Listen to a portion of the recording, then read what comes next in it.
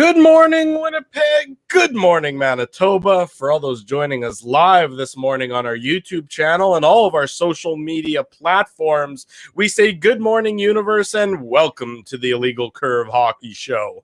With Dave Minuk, with Ezra Ginsburg, I am your host, Drew Mindell. We're here to talk about the Winnipeg Jets Edmonton Oilers playoff series. The Jets, of course, winning the first two games in Edmonton. Last night's contest by that 1-0 overtime victory, sending Jets fans all throughout the province and anywhere they might be tuning in from into a state of jubilation. Dave, before we begin, I have to say I can't see your fire, so I'm a little bit off put immediately with today's show. Is it still going? Okay, the fire is still there. I just could see the sort of the wall behind you, and I was a little bit troubled deep inside that your head wasn't on fire, because that's the Winnipeg Jets. The analogy for the Winnipeg Jets right now, on fuego, on fire, winning the first two games of this playoff series in Edmonton, games 3 and 4, of course, tomorrow night and Monday night back here in Winnipeg. Nice to see you, gentlemen. It has been a whole whopping 8 hours since we last gazed eyes upon each other.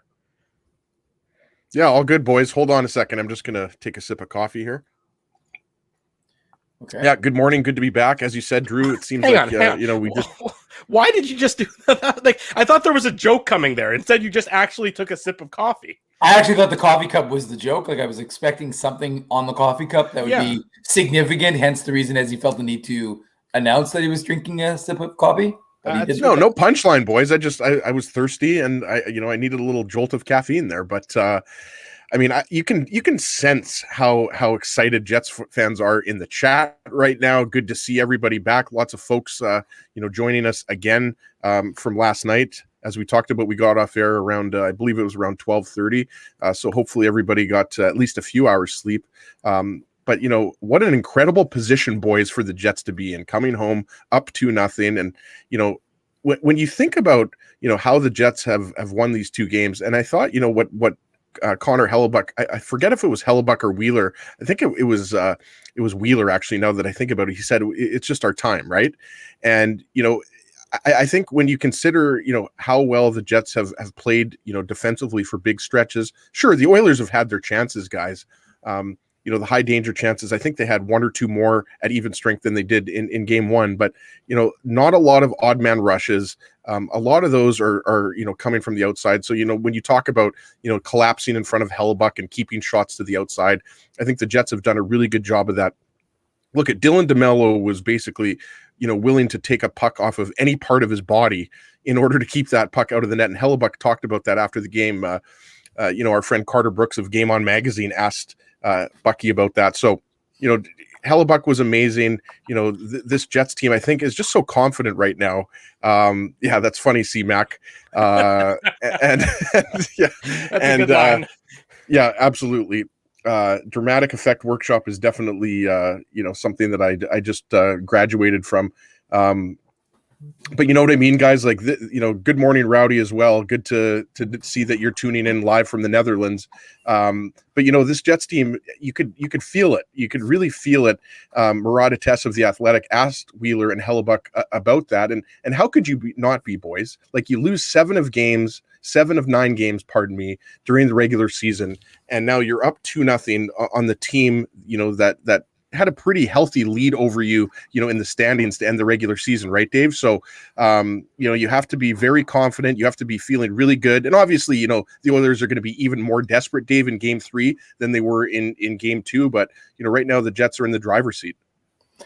I think it's a classic case of you have to not start to read your own press clippings at this point. If you're the Winnipeg Jets, you've played well.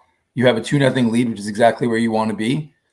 The team buy-in is at an all-time high in terms of the way they're playing as a group, and that's significant. That's not to be understated, because that was the one thing we were not seeing. And again, it's not just us. A lot of people in the chat have been saying this. The players themselves. Paul Stastny talked about that idea of not playing as individuals, and we're seeing it. And that's again, the Oilers are still getting their chances. But what did we say throughout the course of the season and in the playoffs is Connor Hellebuyck will be a difference maker.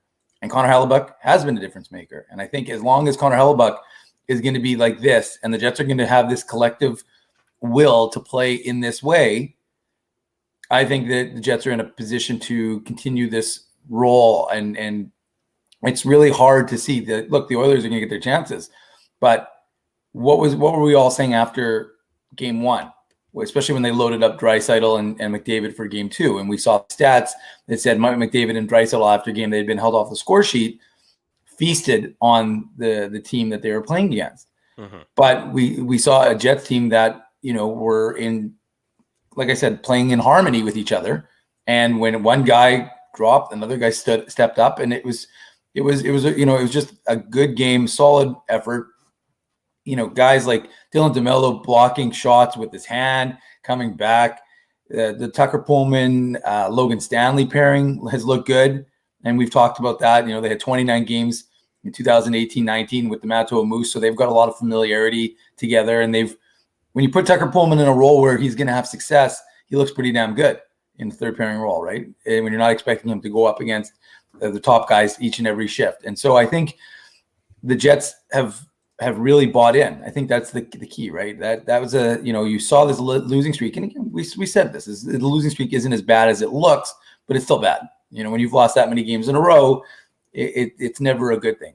But it allowed this team to kind of reset itself, knowing that they were already a playoff team, and work on those fundamentals. And we didn't know that they were going to be able to do this. That there wasn't a tremendous amount of faith. I thought the Jets could beat the Oilers, as did Ez, but the truth is, just for the record, it's not that I didn't think it was possible for the Jets to beat the Oilers. I just thought that in a course of a 7-game series, the Oilers would defeat the Jets. Drew, you know Dave's going to rub that in as much as I know he is. I just want to make sure that I just want to put it on the record. I admitted you, Drew. I didn't say anything about your. I know, but I could see the little. Dave and I are obviously geniuses. That's clear. I could see the little grin on your face, so I just felt the need to jump in and say, "Look, I thought it was going to be a close series, and it still very well might be a close series." So making it sound like I didn't think the Jets had a snowball's chance in hell, no. I think is a little bit overstated. If you wouldn't have interrupted me, what I was going to say is, and Drew, I know based on the comments you've made that you feel the Jets are obviously capable of winning this series. You didn't let me get it in there. I wasn't taking a shot at you, Drew. So anyways, all right, I'll finish my point there. I think that was an extended point, so go ahead. Well, I'm just saying, you talk about the buy-in and you talk about the commitment in all zones, especially the defensive zone for the Winnipeg Jets. I mean, Mark Scheifele, I know it's only 2 games, but Mark Scheifele has 6 blocks in those 2 games. Blake Wheeler, 3 blocks. I mean, these guys are sacrificing themselves in a manner that we haven't seen them sacrifice, or they're committing to the defensive side of the game, way more than we've ever seen them do so, and way more than, I'll be honest, I wasn't sure the Jets, especially the top line of the Jets, sort of had this commitment to defense in them. Now it's only 2 games, and 2 games does not, change a narrative. But for the Jets to continue to succeed, they, Scheifele, Wheeler, Connor, after these 2 games, they're going to say, "Look, we've won. We've done what we need to do in the defensive side of the game. It hasn't, we haven't obviously dominated offensively, but we're still winning and we're still succeeding." So every time Scheifele back checks and steals the puck and turns it around the other way, and it leads to if not a scoring opportunity, then some zone time in the offensive zone, that will help him to continue to buy in to what's necessary to do to win in the playoffs. And that is the 5-man unit, and that is the back checking, and that is the commitment to your own zone before you can get into the offensive zone. And that's what we've seen so far from the Winnipeg Jets in this series, is that commitment in their own zone first, and then it all it all carries over after that. Absolutely, Drew. And I also like Daniel Nugent-Bowman wrote about this in The Athletic, and I think he, nailed it on the head. I think what we're seeing is, the Jets' bottom 6 forwards have the edge over the Oilers' bottom 6 forwards, and the Oilers, and forget that, the Oilers just don't have the scoring depth, I think, to make up for the fact that Draisaitl and McDavid are being shut down. And Daniel Nugent-Bowman, mentioned this in his column today in The Athletic, that aside from, maybe putting in Tyler Ennis, like the Oilers don't have that many options to go into the lineup right now. They're just not as deep as, as, say, a team like the Leafs, who, when John Tavares goes out, they're able to put in, an Alex Galchenyuk on the second line, which is the expectation, right? He's played there before. So, the Jets have done an excellent job of not only shutting down Draisaitl and McDavid, but they've shut down the rest of the team. And that's what we talked about, right? Like, if you're able to shut down those two guys, it's not like a Tampa Bay Lightning, or it's not like a Boston Bruins, right? That have like a Charlie Coyle or a Louis DeBrusque. Pardon me, a Jake DeBrusque. Louis is his dad. So I think that's been a huge thing in this series too. Like, whether it's Morrissey and DeMello out there with the Scheifele line, or whether it's Pionk and Forbort out there with the Dubois line. I think what you're seeing is, if you're able to shut those guys down, it's much easier to shut down, the Zach Cassians, and it's much easier to shut out, those depth players, the Jujhar Khaira's. Khaira's a good player, he's a good physical player, but he's not a guy that you expect to lead the Oilers offensively. So I think that's also something that needs to be mentioned here, that the Jets bottom six, I think, is having a bigger impact in this series. Well, look at the, obviously the Jets played game one without Dubois and Ehlers, and game two without Ehlers still. And, we'll find out obviously tomorrow, if not before then, if Ehlers is back for game three. But, look at the guys that they put into the lineup. They succeeded. Dominic Toninato obviously getting the game-winning goal in game one. Christian Vesalainen, who played game one but not game two, he was dangerous in game one. To your point, Ezzy, about the Oilers' options to try and juice their bottom of their lineup, they just don't really have anybody besides sort of throwing a dart at the dartboard and hoping that you get a bullseye. I mean, Tyler Ennis is not going to, Tyler Ennis is in their lineup. The Jets aren't all of a sudden going to say, guys, the key to this game is really shutting down Tyler Ennis. And that's no disrespect to him. That's just the reality of the situation for the Oilers, is that Tyler Ennis is a fringe hockey player. And, the other guy they were talking about on the back end, I think Caleb Jones maybe coming in on the back end for a guy like, to change up some things on their defense. I imagine it might be, it would be probably, my best guess would be, it would be it would be for sure either Kulikov or Ethan Bear. But I don't think. No, I think it'd be Slater Kukuk. Or it could be Slater Kukuk. You're right. Actually, you are right, Drew. Yeah. But I don't think that Kukuk's played poorly.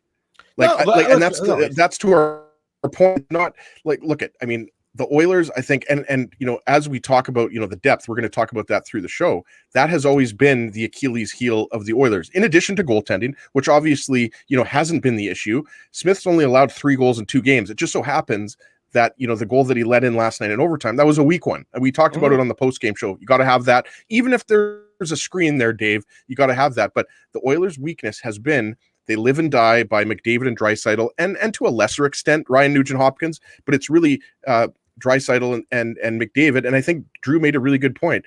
If Dave Tippett is going to continue to play, McDavid and Draisaitl 26, 27, 28 minutes a night, these guys are going to tire down, and that's going to be an advantage for the Jets.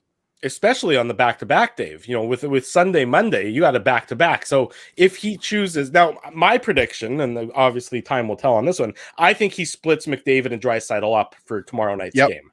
I think so too, Drew. I just didn't see. I mean, what it does to the other 3 lines by having them together is it almost makes them not meaningless, but it mitigates their impact so dramatically, as opposed to splitting them up where you do really get a quality top 6 when they're not playing together. That being said, I mean, look, if you play them 30 minutes a game, the game went 4 minutes into overtime. So it wasn't like it was the overtime that juiced the numbers dramatically in terms of the time on ice. If you play them 30 minutes a game and you're playing, your 3rd game in 4 nights, just, no matter how great shape you're in, you're going to have some mental fatigue and you're going to have some physical fatigue. And that plays into the Jets' strength with their depth and with the Jets' ability to run the 4 lines like they did last night, where I think, what did they say in the postgame show? Scheifele led the Jets forward group, and it was only like 23 minutes, I think, if I'm not mistaken. I mean, that's not significant ice time, as opposed to playing 32 minutes like Draisaitl and McDavid were playing, albeit a lot of that, of course, power play time, but it's not like Scheifele doesn't get a whole big chunk of power play time just the same. Dave? Yeah, I mean, That's a I great think- comment from Brian, by the way. That a boy. Well, and And your by the way, daughter's Brian's- right. I was going to say his daughter's right. We don't really have a lot to say. I mean, Ezzy and I, our post game show, our wrap up show, still lasted another 10-15 minutes afterwards. You guys are insane. You know. guys are absolutely insane. When the these two guys, for everybody, I mean, this isn't broadcast for obvious reasons, but after we end, Dave and Ezzy just keep going. They just keep going. I'm like, peace out, guys. I'll see you again in 7.5 hours. It's bedtime. It's like on Stern. It's the after show. It's the wrap up show. Yeah, but Howard, you're right. You're right, because I'm Howard Stern and I'm not on the wrap-up show. Well, you guys are Gary and John Hine. So there you go. I'm the king of all illegal curve media. You guys are my peons. Oh well. Exactly. Oh boy. We're your peons. Hold on, there's not a problem. The only difference is this peon can end this broadcast as we speak if you if you keep this rolling. Only because I granted you that access, Mr. Minuk. Yes. Well, anyways, let's not go there. Let's not go there. Let's just keep rolling here. Yeah. People aren't interested in our behind the scenes battles. That's a show no one wants to see. The making of the sausage. Yeah, exactly. I think at the end of the day, Dave Tippett, I don't know. I think there was a reason why he went to that. I think that he has seen, like I said earlier in the show, he had success when he's put McDavid and Draisaitl together after they've been shut out. But when you have a Jets team that's playing the way they are, it really is hard to envision that this is going to make a major difference when you've loaded it up like that. Because, like I said, that Scheifele, Wheeler, Connor line has held their own. We weren't certain that they were going to be able to when they went up head-to-head against McDavid, but they have. And that seems to be that collective buy-in. And I'm with people. I like James doesn't like it when the IC boys are fighting. But let me tell you, it's all in good fun, boys. Yes, we don't actually ever fight. Yeah. So I think this is just all good. We don't fight because I would mop the floor with these guys. That's why we don't fight. Well, I don't know if you remember. Gary Lawless did call me the wiry one. So I bruise like a peach. And one of us is from the north end, and unlike you two, soft south end. And then you eat a peach. Yeah, I bruise like a peach, and then I eat the peach. That's exactly how it works. So look, I think that this is the back-to-back definitely is going to be a factor, Drew. I think that when you're running those guys harder, and look, credit to Paul Maurice. What did we say when I think it was the first 3 games of the season? Mark Scheifele had played 26 minutes in one of the games, and we had said this is kind of cuckoo because not Slater cuckoo, but this is actually just kind of cuckoo because I think you've got a situation where you don't want to burn him out, especially in a condensed season. I like Tikona Pauly. Thank you, Tikona Pauly. So the point is, you didn't want to burn any of these guys out, and when you have faith that the fourth line is going to get burned. The fourth lines look good, right? They've, like as you said, you've had Dominic Toninato contribute a game-winning goal. I was funny yesterday. I said in the game, Lewis and Thompson threw great inadvertent hits. Neither one realized they were going to get hit. We're going to throw a hit. They got hit, but they're such big boys that they ended up knocking the Oilers down. But this is the team collectively. It just comes down to buy-in, and that's to me is what you're seeing. These games aren't blowouts. It's not like as if they're complete domination. But when you have Connor Hellebuck, who's in the zone and is one of the best goalies in the NHL, and you have a Jets team that's willing to play defense and be opportunistic for their offense. I mean, great video. No, who said it? Mark Sports Video said it, and I agree with him. The reality is that Tucker Pullman made a hell of a play on that overtime goal to under pressure get that pass up and allow the Jets to start the rush. So there's you've got unsung heroes up and down this Jets lineup right now that are playing extremely well, and like I said, they're buying into the team game. To your point there, Dave, and I want to say good morning to everybody. Saturday morning, 20 minutes after 9 o'clock. You are watching the Illegal Curve Hockey Show. This segment brought to you by Dr. Les Rikus and the team at Linden Market Dental Center, official dentist of Illegal Curve Hockey. Don't be an Ezzy. Always wear a mouth guard and give yourself peace of mind protection, as well as facial, teeth, and mouth protection. To make an appointment to get your teeth to ting, visit lindenmarketdentalcenter.com. But to your point about Tucker Pullman, it's taken a while this year. It's taken a bewilderingly long time. Easy for me to say, but finally, Paul Maurice is putting his players in the position to succeed. Tucker Pullman, as a third pairing defenseman, is a lot more comfortable in that role. he's a lot more equipped for that role. That's a role that he's suited for, that he can play well in. When he was up on the top line, it wasn't fair to him. It wasn't fair to Josh Morrissey, because Morrissey obviously is now, has to try and pick up the slack. And, the way Morrissey's played for the last couple of years, he doesn't strike me as a player playing with the utmost confidence that it doesn't matter who his partner is. Morrissey looks much more comfortable playing with Dylan DeMello than he did playing with Tucker Pullman. So they finally made that swap, and all of a sudden, just everybody on the Jets back end in particular, and this, the forwards certainly play a role in this as well, they just look more comfortable. They look calm, and they look like whatever is coming at them, they're prepared for it, as opposed to being, almost panicky just by default.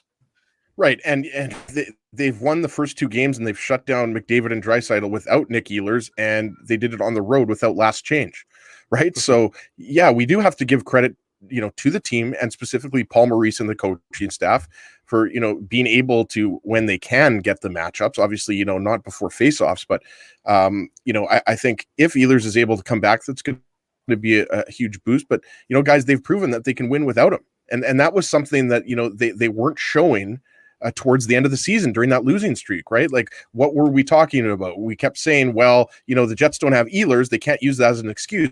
But clearly, Dave, they were missing his ability to create offense. Mm-hmm. Like, we know that he's the best play driver, the best, zone entry machine. Drew's tabbed him the one-man zone entry. It's true. Like, Mike Kelly has documented this. Mike Kelly, who does work for NHL Network, that Ehlers is a top player in the league when it comes to zone entries. And I think, they've had to adapt their game a little bit, knowing they don't have the speed and skill of Ehlers. But, I think the decision by Paul Maurice to play Dominic Tananauta, reward him for finishing the season strong with the Moose, right, has paid off.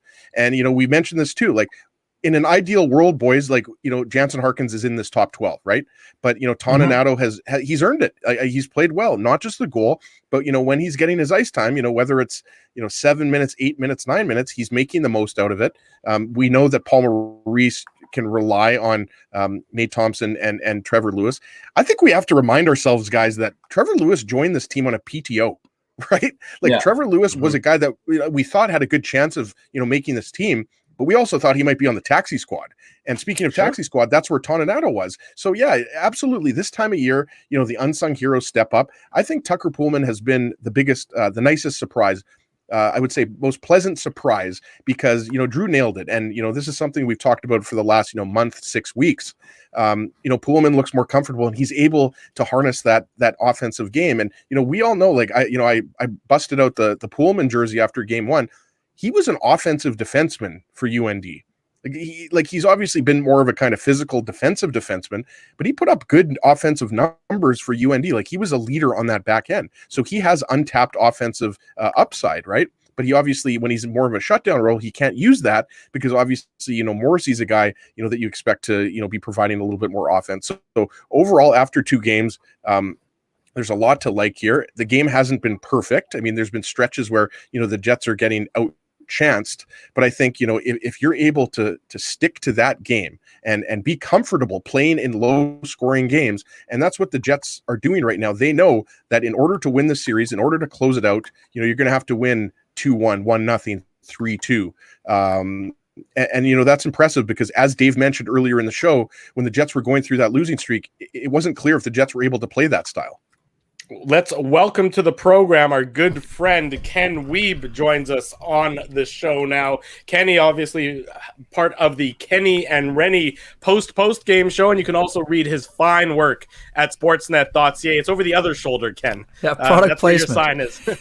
It's okay, we'll get you a second sign so you know which shoulder to point over. But you need a big one like Drew has over his head. Yeah, you need a giant sticker covering up over your head. That's also what you're. And again, yes, Ken, on behalf of us and everybody in the chat, a happy birthday to you. Yes, thank you. Yes, we'll keep the joke running. Drew, I feel like you do. I feel like the show, our post after show, seems like it just ended a few minutes ago, even though we went till after 2 a.m. But beautiful weekend to be alive. What else are we going to do? Get some of this. We're at home. Have a little coffee. As yet, I'm not a coffee drinker. Unfortunately, Weaver's like me. He's not a coffee drinker. Yeah, I'm powered by internal energy only. That's an impressive thing to be powered by, because I don't know how either of you do it without coffee, because that's basically what my bloodstream has become, is just an IV drip of coffee. But that being said, it's nice to see you, Kenny, and appreciate you joining us on this Saturday morning. Talk about the Winnipeg Jets and the Edmonton Oilers, a 2-0 series lead for the Jets. And it's been done primarily on the defensive side of things, first and foremost. And, Kenny, we've watched this team nonstop for the last decade plus. I didn't think that this team had this kind of defensive commitment in them. Now, we knew coming into the series that run and gun wasn't going to be the way to win. They weren't going to be able to be victorious, by simply, playing pond hockey against this Oilers team. But their commitment to defense and what we've seen through these first two games is remarkable for me, from my perspective, because I just didn't see it coming, especially from the Jets' top line. Yeah, it's been an impressive showing for sure. And as you mentioned, I think there are a lot of people that, at least through two games, would owe that top line an apology for the suggestion that they couldn't do it. Now, again, those things were based on the fact that they were outscored 10-2 at 5-on-5 play during the season. So certainly were some reasons behind those suggestions. But the top line has been excellent. But this is a full-on commitment you got. You guys are seeing it. I mean, the Jets are sending out their fourth line at times against Connor McDavid, and they're not worried about shaking them off or hustling them to the bench for a line change. So you have to give credit where credit is due. Matthew Perreault talked about it the other day. The Jets basically tossed out this game plan and have been able to execute it almost to a T. I don't think anybody on their bingo card had 0 points for Connor McDavid and Leon Draisaitl through two games, but there we are. I mean, that's the beauty of playoff hockey. We knew there would be some chaos at some point, but not a lot of people were predicting this type of chaos for Jets and Oilers. Weber, what do you think that Dave Tippett can do at this point in terms of his lineup, right? Like, we know that Connor McDavid and Leon Draisaitl were split up in the first game, but then they obviously, towards the end of the game, they were put back together, and then for the majority of game two, they were on the same line. Is that kind of the only option here for Dave Tippett, is to split, the two big guns up? And is there maybe a chance that you see, a Tyler Ennis come into the lineup? Because I think you would agree that, Ennis isn't exactly, a player that is going to have a huge impact on the game, but it seems like splitting up Draisaitl and McDavid might be an option that goes to here in game three. That's interesting, guys. We talked about the coaching aspect on the post-game show as well, and I don't know that you can blame Dave Tippett for putting the two best players together who had several good shifts together in game one. We know it can be problematic in terms of the rest of the lineup. I mean, this is back to when I was asking Paul Morrissey about why not having Neil Pionk and Josh Morrissey together. Well, it's not what you have, it's what you leave the rest of the lineup. And to me, this isn't coaching. This is poor play from a group that has had their secondary players and complementary depth questioned at each and every turn. It has been the Oilers' weakness for quite some time. Are there some benefits to playing them separately because they have to check and they can each drive their own line? Certainly, but again, the numbers suggested that those guys would have bounced back with utmost fury. I mean, they had 26 games in the 7 following games after they were both held off the score sheet together. And I think we can all agree, despite all of the talk and chatter about putting them together, they were much more dangerous together in game two than they were apart or on separate lines in game one, at least for me. No, they didn't take over and dominate the game, but Connor McDavid was much more dangerous for me in the game. What can they do? I mean, I wouldn't take Slater Cuckoo out. I think he's been very mobile. He's been activating in the rush, and he had one of the best scoring chances of the game yesterday. So I wouldn't touch him on the back end. I mean, Caleb Jones can bring a little bit more physical play, but it's not like the Jets are running them out of the rink. Yes, they have been physical at times, but the Jets they're grinding, but not in the way of racking up the hit totals like we saw Anaheim versus Winnipeg in 2015. The Jets are winning this with commitment and getting into the trenches, but this is not a slugfest by any stretch. But one player who has added a physical component, you guys know it. You've talked about him a lot. Logan Stanley is having a fantastic series, and Drew, I agree with you completely.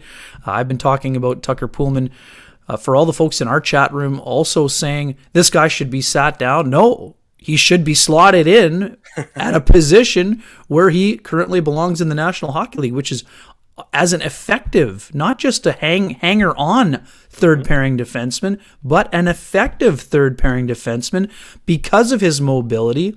And then you have the secret sauce with Tucker Pullman is his mobility, getting back for retrievals and then activating on the rush at times. And of course, when he's playing against third and fourth liners, he's going to have a better opportunity to get those cleaner exits to Andrew Kopp, which started the entire play on the overtime winner. If you're under siege against the top pairing, it's tough. It's tough for all players, not just Tucker Pullman and occasionally Derek Forbert, who also probably had his single best game of the entire season yesterday. Now these players are slotted in kind of better in terms of where they're best fit, and now you're seeing some exceptional play. And the other part of that too, we're talking about defense. I mean, Dylan DeMello, not just the prayer hallelujah hands up, utmost desperation save of the entire contest, but his ability to slow the game down. And we know part of the reason why he was on the third pairing and not with Josh Morrissey in the entire season. Part of that was the mentorship role with Logan Stanley and then at times Ville Heinola. Because he's such a smart and capable partner, he played down in the lineup. Now, did that hurt the top pairing? Yes. But I guess there was a reason for it. And now he's playing at, the, for lack of a better term, coach's porn level that we heard about last year.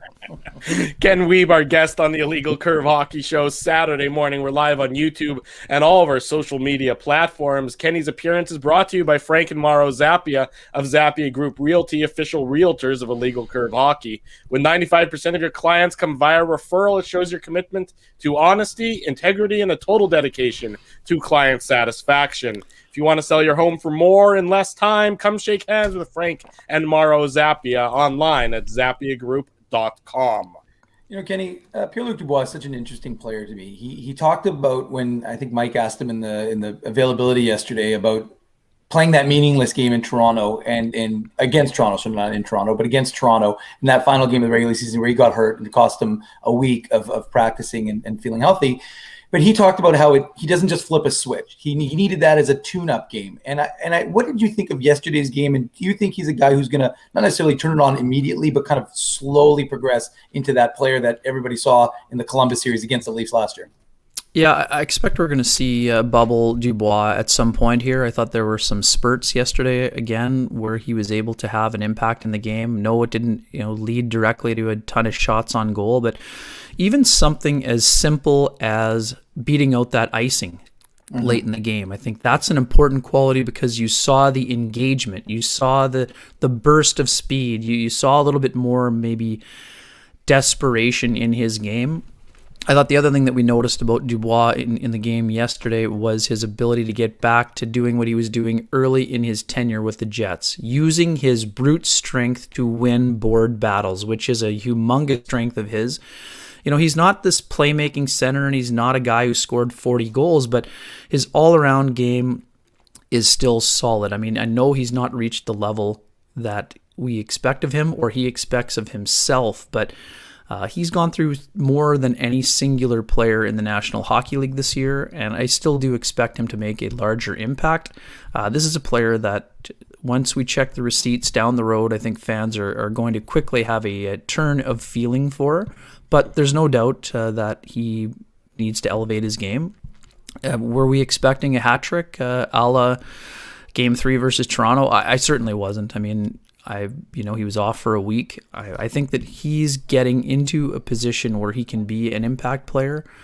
I think he's well suited with that line, but now the bigger question comes to where he goes once Nikolai Ehlers goes into that slot, which has basically been reserved for him, right? We were always expecting going into the playoffs the top line would be together and that it would be Kopp, Stastny, and Ehlers, which I think by all accounts has been the most consistent line in terms of two-way play this year. So does that mean, Sean has been preaching for it for months now.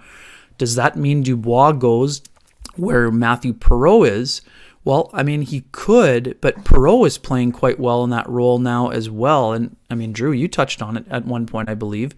does Dubois go right down to the fourth line? I mean, it's possible, but I think it'll be very fascinating to see which way that goes. And I know you guys were asking about Ehlers, and you didn't ask me specifically, but I think Paul Maurice had a tell in his pregame availability yesterday. I think he will be in the lineup. The only possibility of holding him back will be because of the back-to-back schedule nature.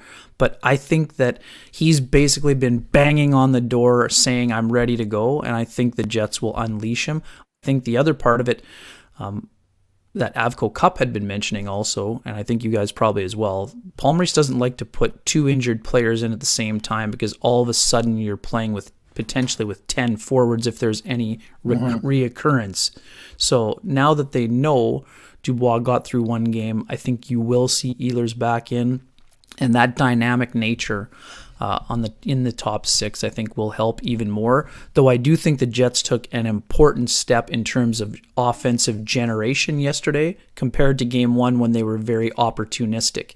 And that went throughout the lineup. I think game one was, you guys were right, all about unlikely heroes. Yes, Blake Wheeler played an important role on that first goal with the initial shot and the slight, hesitation to cause the confusion and commotion between Kulikov and Larson. But that line was very focused on defense in game one, and most of the offense came from the secondary scorers until the empty netters. In game two, the top six elevated their speed game, and we saw that that's the best first period the Jets have played probably this year.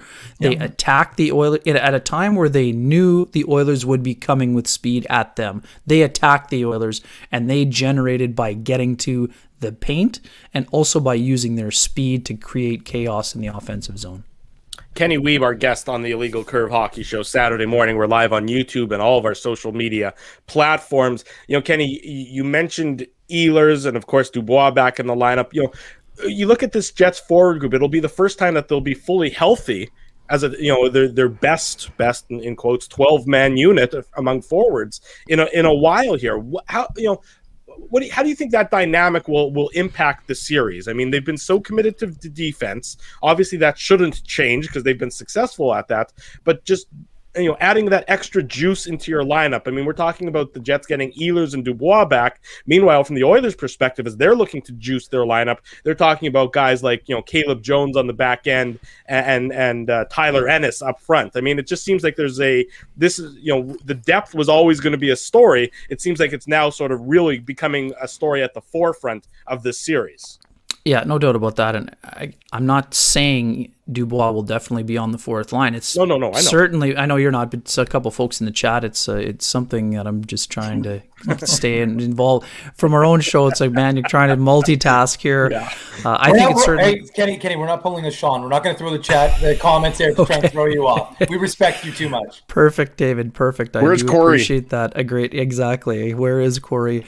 I do think that Dubois may stay with Stastny and Ehlers at the beginning, and then you could see Kopp on his normal line, if you will, and then you would see Perreault bump down where Toninato has done a nice job in that fourth line, but there's the familiarity, obviously, with those guys as well. I think the matchup game will be fascinating to watch, whether it's, nuclear option round 2 or if it's split lines and how things shake down. And I can't get this long without, giving praise where praise is due. Josh Morrissey, who had a tough year, is playing his best hockey of the season. There's no doubt about that. We know it's been a taxing year for Josh Morrissey with a revolving door of defense partners, among other things. I think that Josh has done an excellent job in this situation with Dylan DeMello. Those two guys are doing such a smart job in terms of their puck movement and support, both of one another and in support of the puck, which can be such a taxing thing against the Oilers.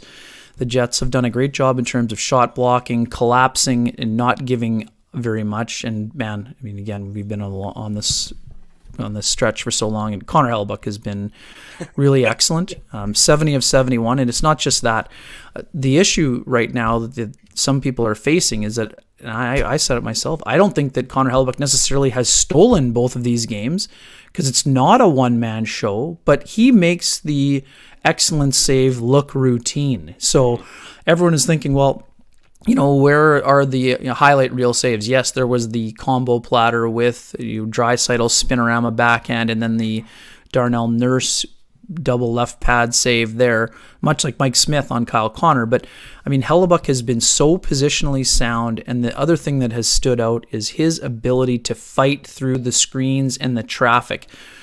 The Oilers kind of took advantage of the Jets in that area with an Alex Chason and with certain other players getting to that blue paint in the regular season. Right now, the Jets are doing a better job of both clearing the front of the net, boxing out, and Hellebuyck is finding pucks through screens and tips, and he just is a man on a mission, and he was sick and tired of hearing how the Oilers lit him up during the year for 26 goals and how they were the only team that he had a sub-900 save percentage against. And we know how Connor Hellebuyck operates.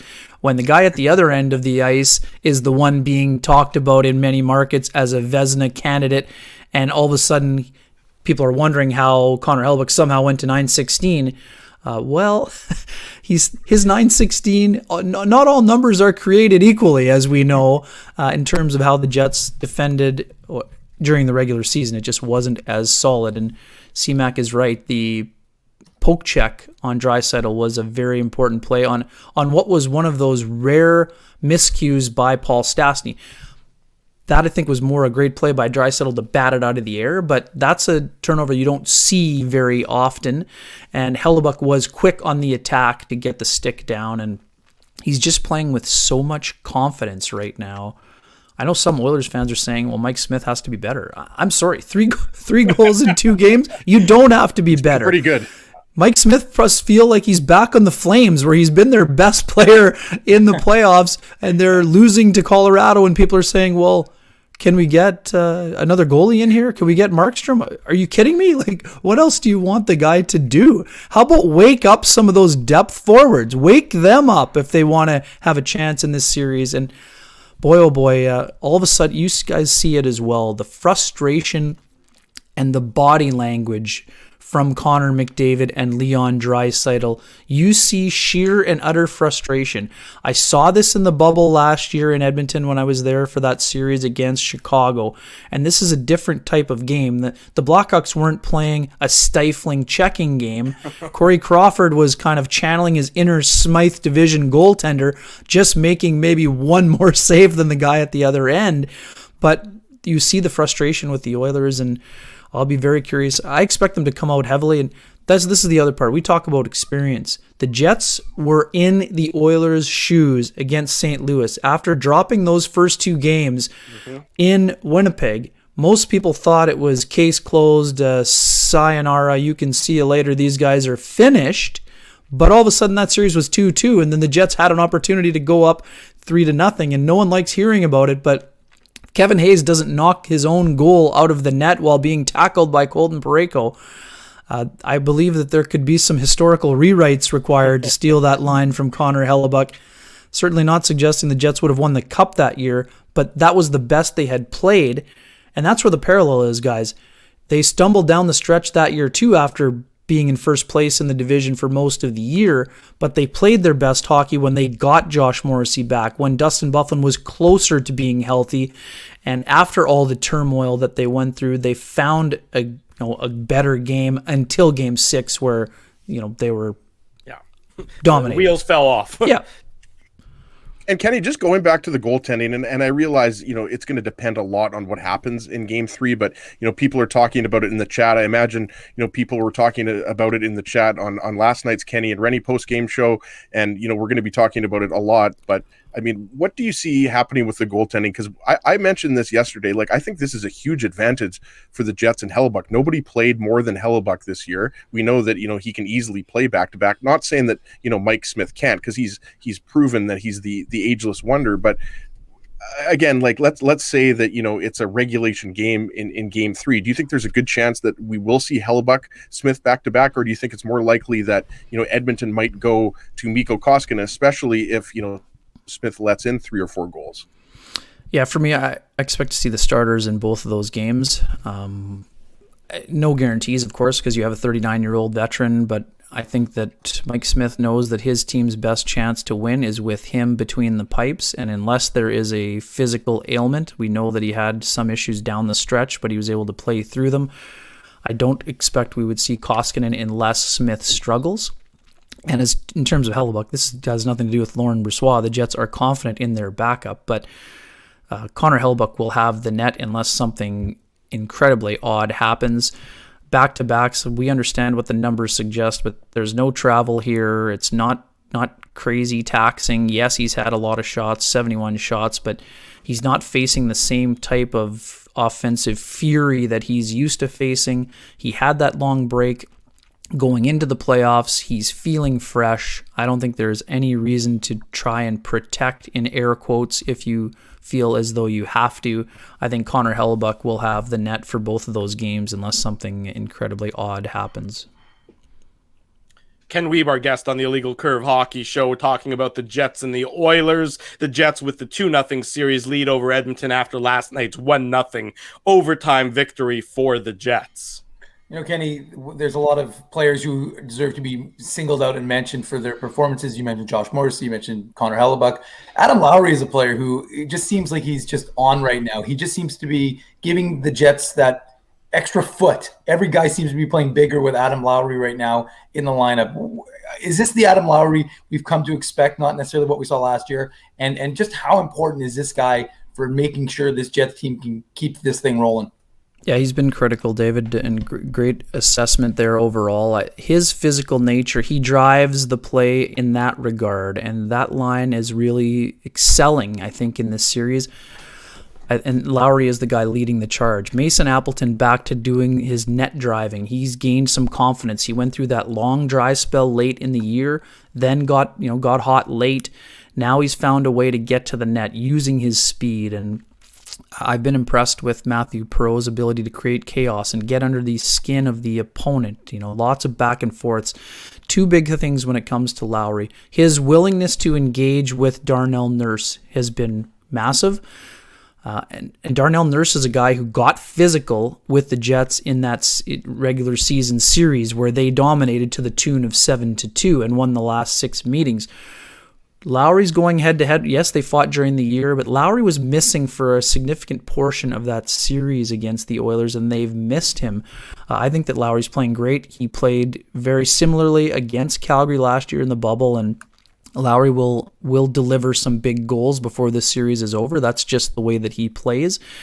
He loves this time of the year, and this is why the Jets made that commitment to him before the Seattle expansion draft, and it's a smart move. I mean, this is a guy they needed to keep around, and I understand why some fans said, well, just sign him afterward. No, that needed to be taken care of immediately. It was taken care of, and he will continue to show his value in terms of what he brings to the table. The Jets don't have another player like him.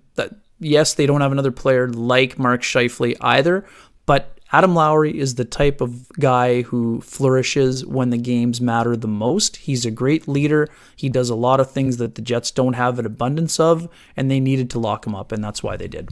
Kenny, last question for you, because we know we got the Jets media availability coming up in about 10 minutes time. I go back to the opening faceoff of last night's game, McDavid versus Scheifele, and Scheifele, is not typically a guy that you think of when you think of any extracurriculars or any sort of physical or edge to his game more often than not. But the Mark Scheifele I'm watching in these first 2 games is a Mark Scheifele who may have been a little bit sick of reading all the headlines about Connor McDavid, and he seems like he's playing with more intensity than you typically see from the Winnipeg Jets centerman. Yeah, it's been impressive, and he's also invited a lot of that comparison. So, I mean, some of that is definitely on him. I don't think this is a media creation. He is openly welcomed, and you're not suggesting that. I know that some other people are. So I think that it's hard to measure up against Connor McDavid. That's what I wrote earlier this week. I mean, when a guy scores 105 points in 56 games, basically every other player in the National Hockey League doesn't measure up to him. And when the spotlight is on and they go to head-to-head and it hasn't gone well, and you end up in some of those highlights for the Oilers, of course that should tick you off and you want to do something about it. I thought that Scheifele's been solid through the first 2 games. I think that he's been, focusing more on the defensive side of the game. Yes, I think he should have buried that 3-on-1, but it's a lot easier to bury the 3-on-1 from your couch. I mean, he's shooting to score there, and it fires over the net. I think we've all been there at certain levels where you wish you had that one. Only in mini sticks against my kids, Kenny. Exactly. But there's still some bar downs that you attempt that go a little bit high and wide. Scheifele I thought he was better in game 2, even better in game 2 than in game 1. I think there was a little bit of coast in his game, but I don't think that was a lack of effort necessarily. It's when you're kind of on your heels playing against Connor McDavid, you know that you have to be aware at all times. I thought his engagement level was even higher in game 2, using his speed to his advantage. And also, too, I got to mention Blake Wheeler, guys. Blake Wheeler's been excellent since getting healthy. He's brought the Blake Wheeler attitude to the party, and when Blake Wheeler is playing at his best, he has that edge not only on the ice but in some of his media dealings. That's just part of his personality, and some folks don't like it, but that's part of him. He uses the Michael Jordan approach of creating energy and internal combustion and all those sorts of things, but he's got his feet back and he is engaged and he is playing a very responsible game. And when that happens, Mark Scheifele follows the lead of Blake Wheeler. And when those two guys are rolling along with Kyle Connor, the Jets can be a very dangerous team. And I still think that Mark Scheifele will have a cementing moment in this series where I wrote that right now Connor Hellebuyck's the only one in the marquee. I think Mark Scheifele will be making room for himself on the marquee if the Jets are able to keep this up and knock the Oilers out of the playoffs. Ken Wiebe covers the Winnipeg Jets for Sportsnet. You can see him on television with our buddy Sean Reynolds. You can read his work on sportsnet.ca. And of course, after each and every Winnipeg Jets game, the Kenny and Rennie post-game show and their pre-game show on Instagram 45 minutes before puck drop. So if you can't get enough of Kenny, really, you gotta you don't have to look hard. You don't have to look high and hard. Enough of Kenny. Love it. Yeah. Kenny's the best. Before I go, guys, Dave and Ezzy, I do feel your pain. And Drew, thank you for not treating me like I am a peon. So I know that you're the Howard Stern of this show. I also want to say, guys, you're doing a fantastic job, and thank you for your additional promotion. You guys are doing the great job. We're piggybacking one another as best we can here in these playoffs in terms of those post-game shows. It's always a pleasure being with you and talking hockey and breaking things down and just generally having some laughs and some fun, and keep up the excellent work here. Likewise, Kenny. Be well, buddy. There he goes. Ken Wiebe off to join the Winnipeg Jets media conference. The Jets head coach Paul Morrissey and Andrew Kopp will be available in about, just 10 minutes time, give or take. We'll see anything interesting that comes out of that. We'll bring it to you live here on the Illegal Curve Hockey Show. Let's take our first break. When we come back, more on the Jets and the Oilers, of course. We're also going to get the Oilers perspective in about 30 minutes time from Derek Van Diest of Post Media. You're listening, you're watching, you're chatting with the Illegal Curve Hockey Show. We're live Saturday morning on YouTube and all of our social media platforms. Keeping Winnipeg laughing for over 30 years. Rumors, Canada's longest-running comedy club, bringing you the biggest laughs from the best comedians on the planet. Jerry Seinfeld, Chris Rock, Jon Stewart, Dennis Miller, Brad Garrett, the greats, and all the up-and-comers too. When was the last time you laughed out loud? Make it a great night out with friends, or book your office or birthday party. Even a fundraising event at Rumors. Get all the details and dates on upcoming shows at rumorscomedyclub.com. Hey, Drew. Ezzy, whoa, what a smile! Yeah, I got my crowns done at Linden Market Dental Center, and they whitened my teeth. I see. They're so bright that every time I smile, they go... We have hockey tonight. Do you have a mouth guard to protect those pearly whites? I sure do. Whoa, they even ting through the mouth guard. Linden Market Dental Center covers all your dental needs, from restorative to cosmetic dentistry, and will fit you with a sports guard for that active lifestyle. 877 Waverly. See lindenmarketdental.com.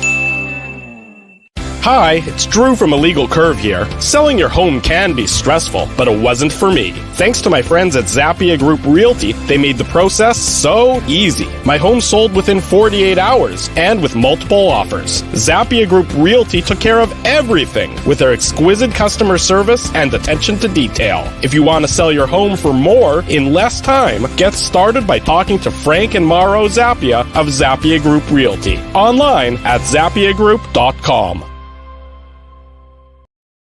While you can't always count on your team winning, nor your favorite player scoring, one thing you can always count on is Bernstein's Deli. They've expanded their services because the team at Bernstein's Deli wants to accommodate your needs and keep you safe. Open Tuesday to Saturday from 9 a.m. to 6 p.m. to serve you. Head to your phone, in-store or online to shop for groceries or order meals from the restaurant, like the legendary Illegal Curve sandwich. Just go to bernsteinsdeli.com. This year's Stanley Cup playoffs may not have fans in the arena, but you can still cheer for the Jets from the comfort of your own home. Thanks to the team at Lynn's Heating, Cooling, Sewer and Drain, offering discounted air conditioning or furnace tune-ups, you may want to cheer a little louder. For Winnipeg residents, Lynn's is offering next day discounts of 10% off AC or furnace tune-ups for each goal scored by the Jets.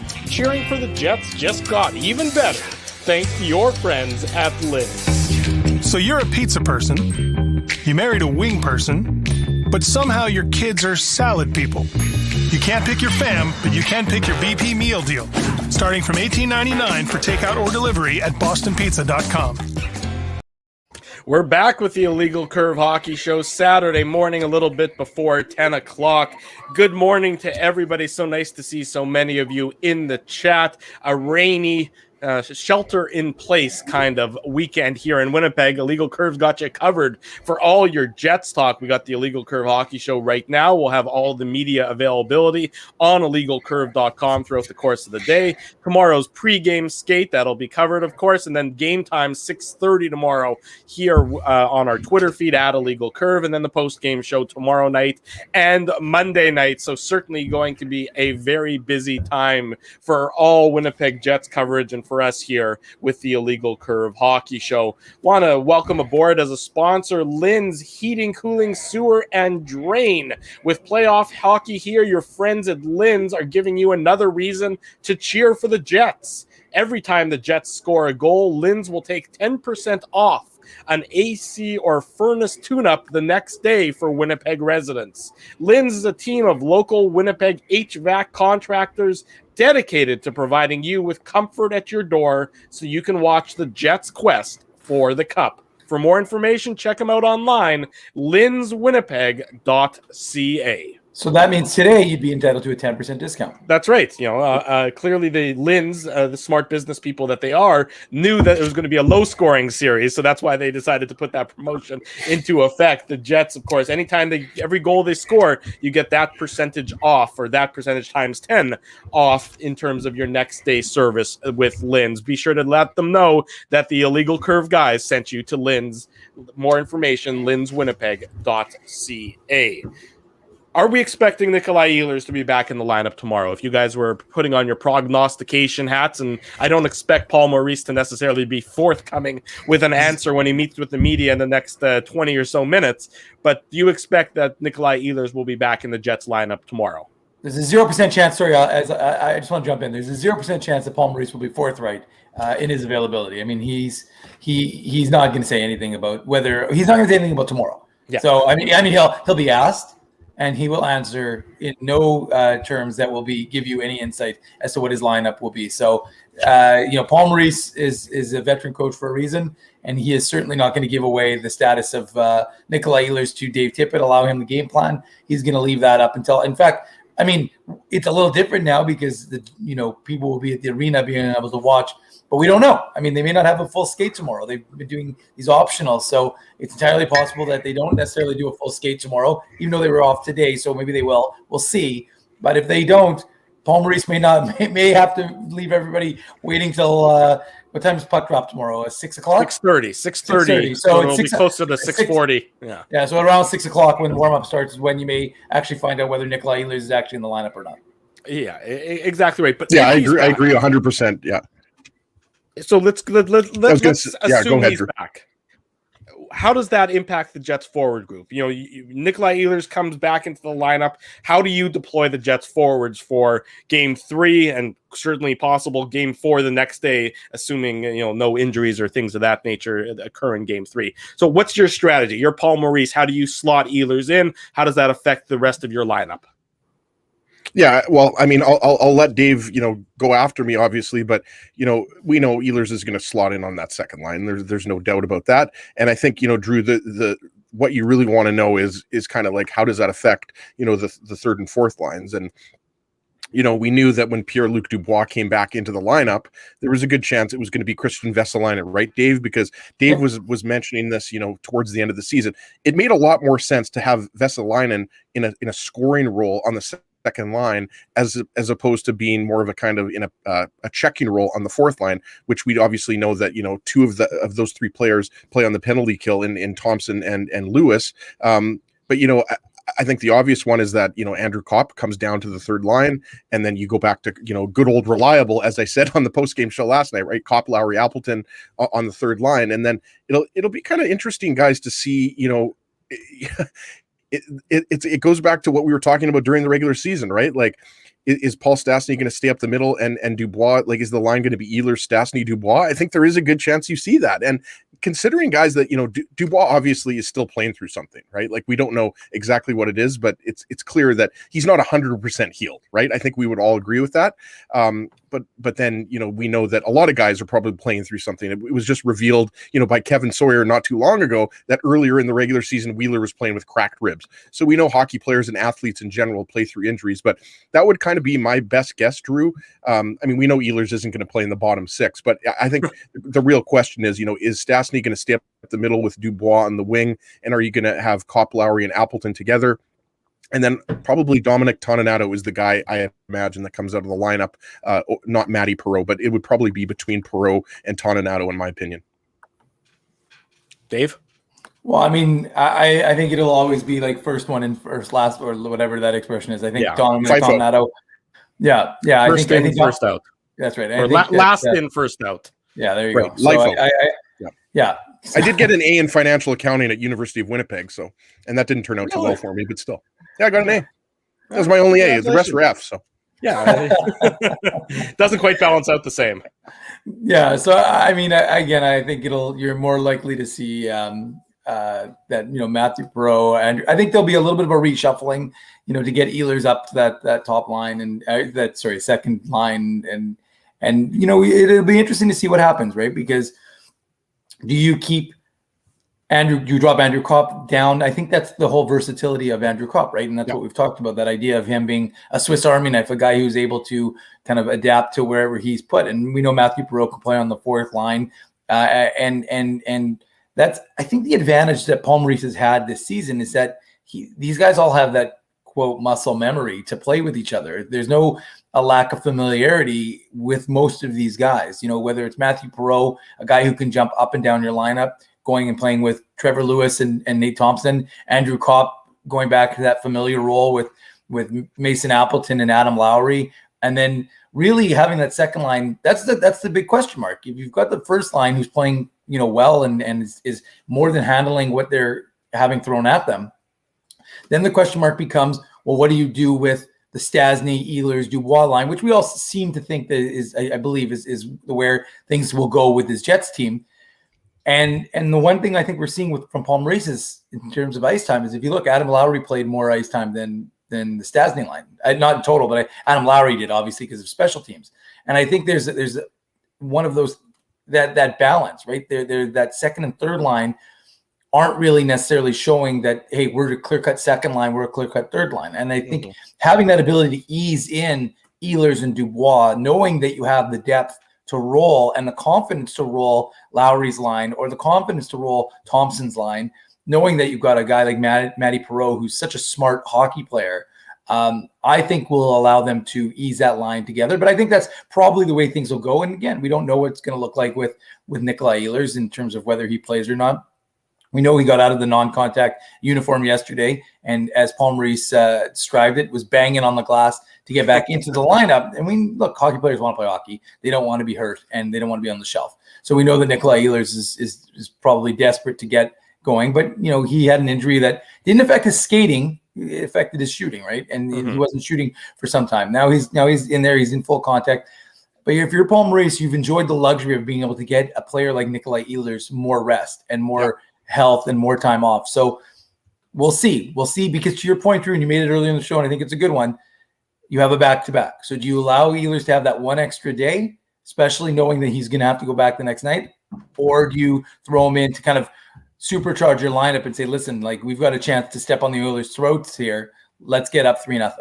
I don't look if he's healthy and he's ready, and by all accounts it certainly sounds like it, you're going to see him in the lineup. There's no, I don't see any advantage to really be playing this 3D chess game of holding him out until game 4 to supercharge your lineup in game 4, or to considering the back-to-backs or anything like that. I mean, Nikolai Ehlers will be in the lineup when he's ready, full stop. And if that's tomorrow, and I sort of expect that it will be, then you'll see him in the lineup, and the Jets will reap the rewards of being able to go with that kind of depth up and down your lineup. Good morning to our buddy Frank Zappia joining us in the chat room on this Saturday morning. Good morning to all of you joining us in the chat room on this Saturday morning. You are live and listening and watching and chatting with the Illegal Curve Hockey Show. We're live here on our YouTube channel and all of our social media platforms. Look, we talked about it in the first hour of the show. The Jets forwards last night, I mean, I'm looking at it if I can squint well enough and see the numbers. Mark Scheifele led all Jets forwards last night, playing 22:58. The lowest among the Jets forwards was, I believe, Dominic Toninato at 8:34. That's a very reasonable balance of your forwards, and that is you're not going to necessarily reap the rewards of that in game 1 and game 2. But I think in game 3 and particularly in game 4 on the back-to-back, if the Jets are still able to keep those numbers and the time on ice for their forward group, at that reasonable, in that reasonable range where you don't have guys up at the 27, 28, 29 minutes. I mean, those are crazy minutes. And I know that you can play them, but there has to be an impact on them because these guys aren't robots. I mean, McDavid last night, 26:45. And almost over 22 and a half minutes of that at even strength. And then you look at Draisaitl. I mean, Draisaitl, I'm actually surprised that it was such a disparity between him and McDavid. Draisaitl at over 30 minutes, and they each played the same amount on power play. So Draisaitl, Drew, was that Chris Pronger in a Leon Draisaitl jersey? Like, those are Pronger types of numbers. Like, you guys remember 2006 when Edmonton went on that playoff run, right? Obviously, Pronger was on the ice half the time. And you mentioned that in the post-game show, Drew. Like, it can't be that high. It just can't. And obviously, Draisaitl and McDavid, considering that it doesn't look like too many guys right now on the Oilers are firing on all cylinders. Like, Weber mentioned this, like, James Neal looked like a moving pylon out there. Like, I realize Neal's had anything from James Neal at this point in his career. But that's my point, right? Like, you can't expect a lot out of that bottom 6. Like, the top 6 is solid, right? Like, Dominic Cahoon, I don't think is a player. Cahoon played, if I recall correctly, I think I saw this on He didn't play a lot, Twitter. Drew. He played, I believe, 8 seconds or something like that. He had maybe a shift or 2 shifts after the midway point of the second period. He was 43 total. Yeah, he was benched for I think most of the most of the third period and a lot of the second period. Him and Ryan McLeod each were benched for a significant period of time. So you have an Oilers team that just doesn't have the depth of the Winnipeg Jets. And now Ryan McLeod is a rookie, right? But you're right. I mean, they don't. And it's more so, Cahoon is a guy that's got speed and skill, but he's got to be creating offense out there, right, Dave? Like, Cahoon's a guy on Chicago that, like, he put up good numbers. So he's not a guy that really has an impact if he's not creating something. And Puljujärvi's been good. I think you could make the argument, Puljujärvi's been one of their best forwards, if not their best forward, right? I think he's been better than Draisaitl and McDavid. I mean, he's been, at least to me, I wouldn't disagree with that. He's been very, and you can tell a guy like Puljujärvi, right? Like, let's not forget, guys, back in 2016, it wasn't between Laine and Dubois. it was between Laine and Puljujarvi. And obviously Puljujarvi struggled big time, early on in his career, and he probably, shouldn't have been in the NHL as early as he was, right? But he just wasn't as ready as Laine. Yeah, absolutely. And so your point is well taken, Drew. Like Draisaitl and McDavid, especially Draisaitl, probably playing, 3 or 4 or 5 minutes longer. But Dominic Cahoon had 3 shifts total between the third period and overtime, and he was on the ice for the Jets' winning goal in overtime. So obviously Dave Tippett was not happy with the performance of Dominic Cahoon last night, and showed it by benching him basically for the entirety of the third period. Then he puts him on the ice for overtime, and what happens? He gets scored on. Not that it was Dominic. Well, that's what Cahoon's I didn't fault. get, Drew. I noticed that, and I'm thinking to myself, like, Cahoon hasn't played very well tonight. He wasn't really good in game 1. So why is he out there in overtime? And obviously, McDavid, Draisaitl, Nugent Hopkins, the Oilers' top players, they can't be out there for every shift, even though it looked like Tippett tried to have Draisaitl out there for every shift. But, it's significant. And people might be saying, like, why are we talking so much about ice time? Well, because it's ridiculous that Draisaitl played 30 minutes. Because as you mentioned, it's not like this was a double OT game. It was a 4-minute OT game. So I think, Tippett is going to have to be a little bit more careful with how he plays his big guns. I do agree with Weber. I think Draisaitl and McDavid are going to be split up. And going back to what Frank Zappia said, I think that it's a good point, because why not put Dubois on that third line and reward Andrew Kopp, who's probably had a very underrated series. He's been really solid, right? Like, we know that, Kopp is a guy can play on the penalty kill, and he's just solid. He with his skating and his physicality, he's just an all-around solid player. So I agree. I mean, why not go with, Kopp, Ehlers, and Stastny on that second line? Who knows if it'll happen, but I agree with Frank. I could see it having good results. The Jets are at the advantage with getting the last change now, where they can put some of their skill players, and there's a ton of skill players on this team, especially if Ehlers is back in the lineup. They can put some of their skill players against the Oilers' depth forward groups, and it's certainly going to be should be more one-sided than it is when the Oilers' top guys go against the Jets, depth players. We saw it last night. There were a number of shifts. Now, I wouldn't recommend doing this on a regular basis, but there were a number of shifts where Thompson and Toninato and Lewis were up against the McDavid and Draisaitl line. And, personally, I was holding my breath a lot during those shifts, because that's not an ideal matchup, but they acquitted themselves perfectly reasonably. And if it's the flip side that you might see often now with the Jets having last change, if it's the Connor, Scheifele, Wheeler line, or if it's Ehlers or Dubois or whomever it is against the bottom of the Oilers forward group, well, that's going to be a significant advantage for the Jets, and one that they should be able to really control those shifts for however many seconds or minutes at a time, Dave. I think what it comes down to is something we talked about going into this series, was that the Jets' depth is there, whereas for the Oilers it isn't. And if the Oilers don't have McDavid and Draisaitl dominating, because the Jets have not necessarily completely nullified them, but have eliminated a lot of what they do, then the Oilers are going to be in trouble. And Mike Smith deserves commending based on how he's played. He's been very good for this Edmonton Oilers team.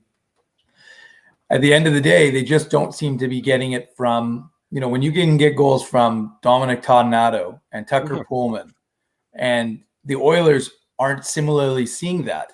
And when Connor Hellebuyck is as dialed in as the way Connor Hellebuyck is, I find it hard to think of. And when you're Dave Tippett and you have the advantage of home ice, which is supposed to be your big play, and you're not getting it because, again, the Jets are doing what they needed to do defensively as a collective group. And that I think is going to be the storyline, regardless of how things play out, regardless of who wins tomorrow and ultimately who wins the series. But I think the storyline for this Winnipeg Jets team is the collective buy-in that we didn't necessarily see. And I really do think it goes back to Paul Stastny's words. And I think there's been a lot mentioned about that, right? That what he talked about in terms of, after that 6-1 loss and what he said publicly. I mean, this is a guy, he's not a guy playing his 100th NHL game, right? We saw him play his 1000th NHL game. So I think this is a guy who, when he speaks, people listen. And he's talking about people not all pulling the rope in the same direction. You didn't use that word, but that's mine. But that's mine used from a different media availability with a different player. But when everybody's pulling on the rope in the same direction, Good things happen. It's funny. It's what Pascal Vincent said in our end of season roundtable. He talked about the Jets, the Moose team, and he said you had 20 players, but you had which means you had 40 sets of arms, 40 sets of legs, but you had one heart. Everybody was playing with a lot of heart together as a collective group, and I think that's what we're seeing from this Jets team, which we hadn't seen earlier in the season. Saturday morning, you're watching, you're chatting, you're listening to the Illegal Curve Hockey Show. We're live on YouTube and all of our social media platforms. We're pleased to welcome to the program, for the perspective from Edmonton, Derek Van Diest of Post Media. Derek, good morning. Thanks so much for joining us. How are you doing? Good morning, guys. Good. I'm doing well. Thank you. That's great, Derek. Obviously, pleased to have you join us on this Saturday morning. As you might imagine, we're talking about the Jets and the Oilers, as I'm sure everybody is in Edmonton as well. Derek, you look at the series so far, and if you would, the storyline is clearly the Jets' ability so far to neutralize McDavid and Draisaitl as much as they've been able to do so, keeping them both off of the scoreboard. Heading into Game 3, where this is obviously, if it's 3-0, more often than not, you can write off the series at that point in time. What do the Oilers need to do different in order to get McDavid and Draisaitl going? Is there anything in particular, or is it just a function of them continuing to play like they are, and eventually the chances are going to get in the net, like we've seen so much from the two best point getters and goal scorers in the NHL?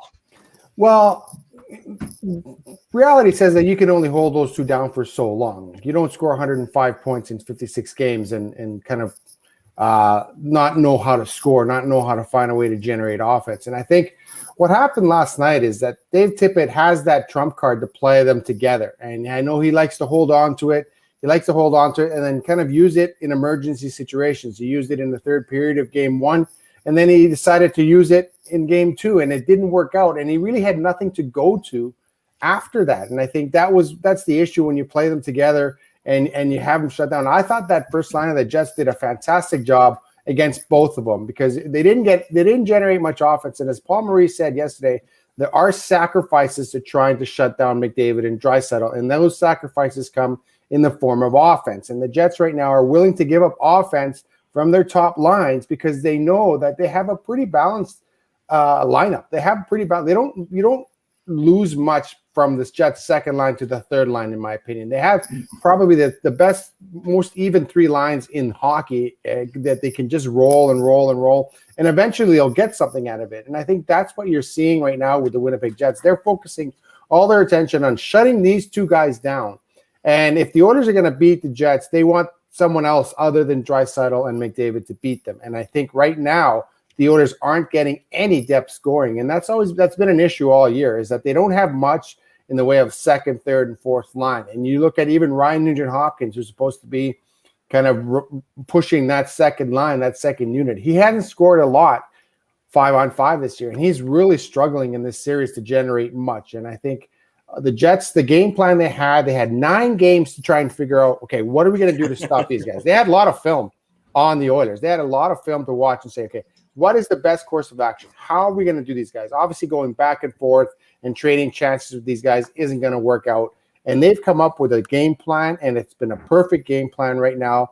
They're really sacrificing offense for defense. They're keeping a lot of guys behind the puck. Their defense, they're not pinching in. They're not holding the line. They're keeping everything back. They're putting a lot of guys collapsing in front of the net, and they're letting Connor Hellebuyck make the first save and clearing rebounds. Like, you look at Connor Hellebuyck, he doesn't have a lot of second or third opportunities that he has to make a save. I think there was 1 or 2 last night. He made a great save on Pugliarvi on a rebound on the power play after making a great save on Draisaitl. But outside of that, I think the Jets defense are doing a great job of clearing the front of the net. And also, I think last night they did a great job of not letting the Oilers gain the zone. Like, the Oilers don't like to throw the puck in the zone and go and retrieve it, which you have to do sometimes in playoff hockey. They like to carry the puck in. They have guys that can carry the puck in. But I thought the Jets did a great job of holding the line, and they had great sticks last night. And there was a couple of occasions where McDavid was coming at them with speed, and they held the line, and they made McDavid make a move at the line, and they were able to get sticks on pucks and things like that. So whatever game plan Paul Maurice and his staff put together is working to a T right now. And also They're getting fantastic goaltending from Connor Hellebuyck, which you knew that was coming. You knew the Connor Hellebuyck that the Oilers faced in the regular season wasn't the Connor Hellebuyck that is in real life. He's back to the Vezina Trophy winning form. And when you have one of the best goaltenders in the world, you're never out of a series. And I think the Oilers have to be very, very concerned going into Winnipeg now. You look at worst case scenario for the Oilers, they want to at least get a split in Winnipeg and come home 3-1. If they lose game 3 at 3-0, teams don't come back from 3-0. They know it's pretty much over after that. Teams can come back from 3-1, but now the Oilers are they're desperately looking to get a split out of their worst case scenario, because obviously anything less than that, the series is over.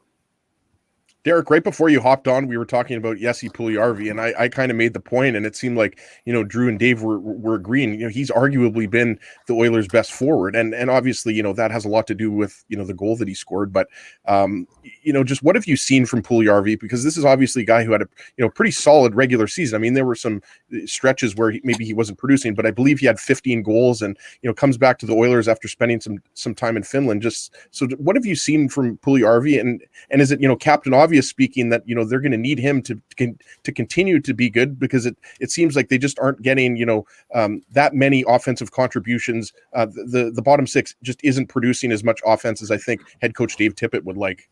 Well, the funny story with Puljujarvi, this is the situation with Puljujarvi going back to his draft year in 2006. The Oilers thought he was for sure going to go top 3, and the Oilers had the number 4 pick in the draft that year. So they thought for sure, there's no way we're going to get Puljujarvi. We're not even going to bother interviewing him. We're not even going to bother talking to him. We're not going to bother with Puljujarvi. Let's focus on whoever we're going to think has dropped the 4. And when Columbus passed on him, when the Finnish GM and the Finnish head scout passed on the Finnish star, to me, that was a red flag. There's something going on with this guy. If the 2 guys in the league that can actually talk to him in his language decided to pass on him after interviewing him, there's something wrong. But the Oilers fell over themselves thinking Columbus had made a mistake, fell over themselves trying to get the Puljujarvi. Now, what happens with Puljujarvi, he's an incredibly talented young man. He's an incredibly talented player. But coming into the league, he's one of those guys that his talent, his size, his speed, and his ability always trumped everything else. He didn't have to worry about systems. He didn't have to worry about where he needed to be on the back check. He didn't have to worry about where he needed to be offensively. And then the Oilers they knew he had talent, but they tried to rush him into the league. And they rushed him into the league, and then they said to him, okay, in this situation, you have to be here. In this situation, you have to be here. In this situation, you have to be, and totally confused the young man. He'd never been a player that is a situational player. He is a little bit like Taylor Hall that way. I just give me the puck, let me go, and I go play, and that's how I do my thing.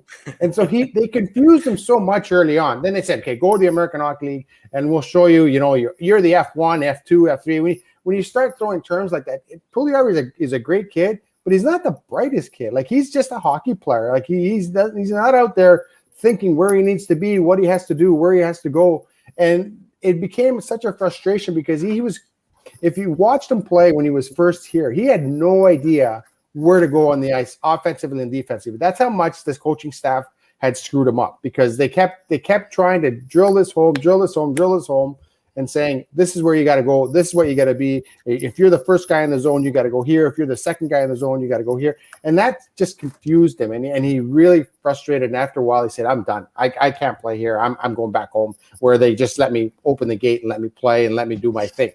Now, coming back, I think the Oilers recognize this, and the coaching staff recognized this, and they said, we have to simplify it for Puljujarvi. We have to simplify it. We'll play him with McDavid. We'll tell him, give McDavid the puck, go to the front of the net. That's what he does offensively. Gives McDavid the puck, goes to the front of the net.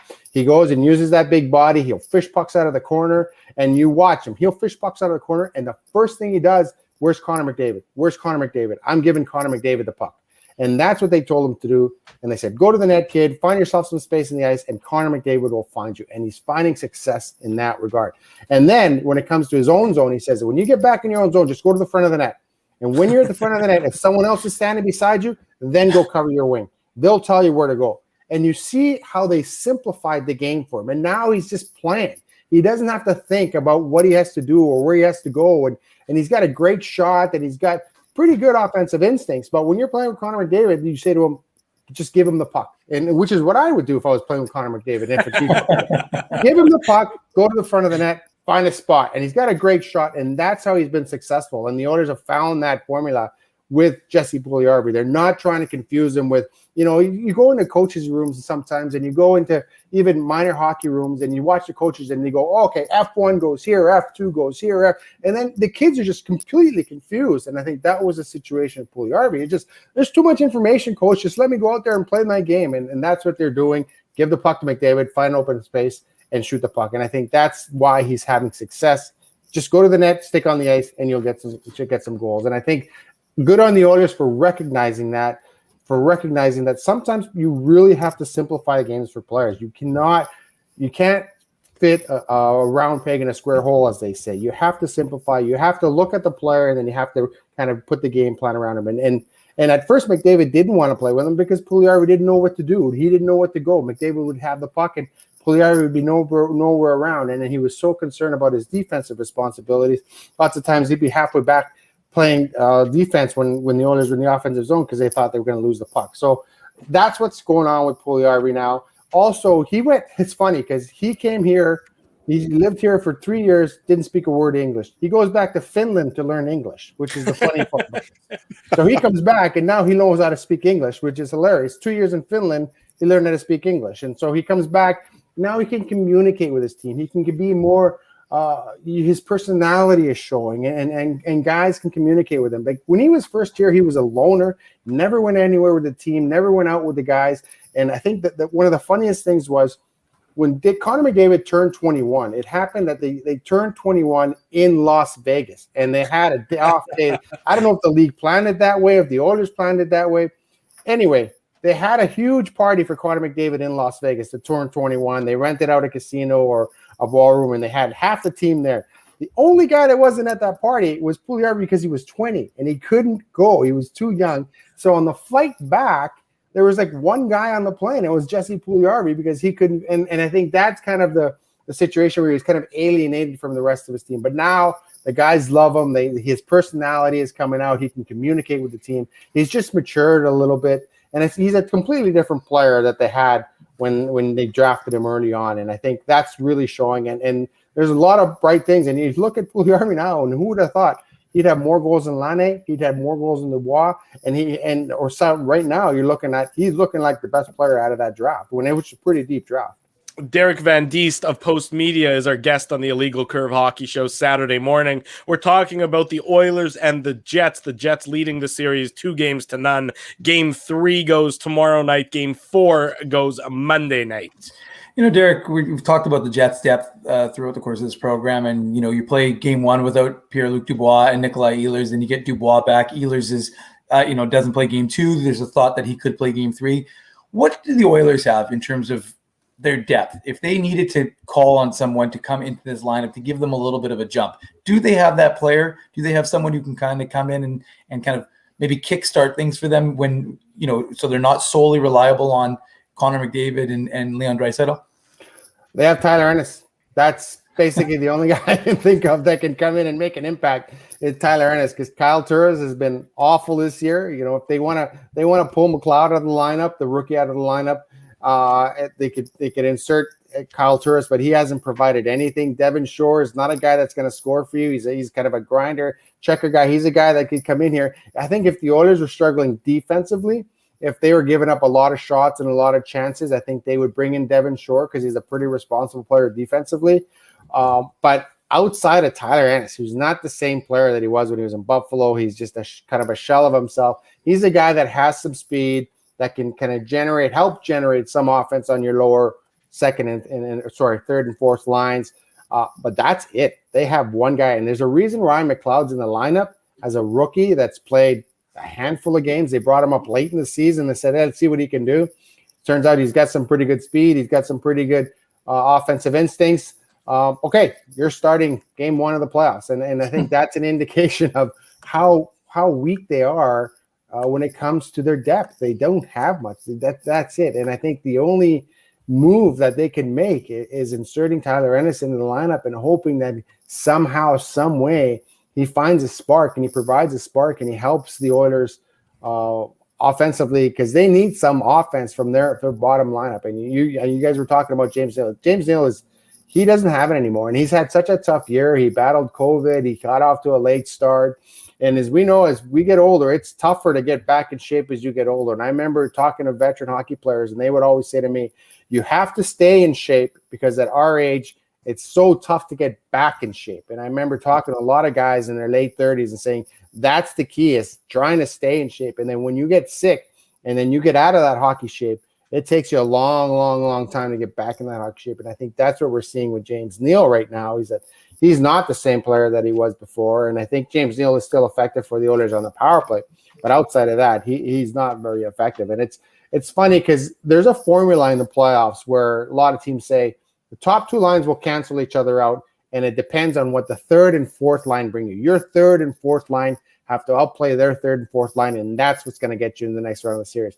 The Oilers, it's opposite. They're hoping that third and fourth line just play even, and they can get McDavid and Draisaitl to outplay the first two lines of the Winnipeg Jets. And I knew this was going to be an issue for the Edmonton Oilers going into the series just because of the Jets' depth, and the Oilers don't have any. So the only guy I can see coming in for Game 3 is Tyler Ennis, and then we'll see what happens, how the Oilers kind of split up the lineup, whether they try and balance it out. They have that option of playing McDavid at center, Draisaitl at center, and Nugent Hopkins at center, and then trying to fill the gaps around there to maybe try and even out the lines a little bit. And that's what they may have to do because they were obviously top heavy last night. It didn't work out, so they may have to try and spread the wealth a little bit and hope somehow they get some offense. Derek Van Diest of Post Media is our guest on the Illegal Curve Hockey Show. We're talking about the Edmonton Oilers and the Winnipeg Jets. The Jets leading the series 2-0. You know, Derek, you talk about the depth and you look back at last night's game. I mean, Dominic Cahoon plays 2 shifts in the third period and then is on the ice for the game-winning goal in overtime. You mentioned McLeod also. I believe he had maybe 1 shift in the third period prior to being on the ice for the game-winning goal. Does Dave Tippett have faith in enough guys at the bottom of his roster moving forward, or is this just sort of, continue the problem of the lack of depth that the Oilers have had all season long? Well, I don't think he does have faith in the bottom of his roster, not offensively anyway. I think he's comfortable with them defensively, and I think they have played well defensively. I think they're not giving up a much, but when it comes down to it, he's going to go down. If he's going to go down, he's going to go down with his best guys, and I think he's going to throw those guys over the boards and say, these are the guys that got us here. These are the guys that are going to get us out of this mess. And you look at some of those ice times last night, they were great. Darnell Nurse played over 32 minutes on defense. So you're looking at, he was on the ice. He was just all over the place. And I think Draisaitl was over 30 minutes. McDavid was high and all those guys. There were some really, really high ice times out there. And eventually that's going to catch up to you, I think, as the series goes on, if you're playing those guys that many minutes, because he just doesn't have the depth. And that was a situation going in with the Oilers. And they talked about it when Ken Holland took over the team. There are some really bad contracts here. There are some bad contracts that he couldn't get out of.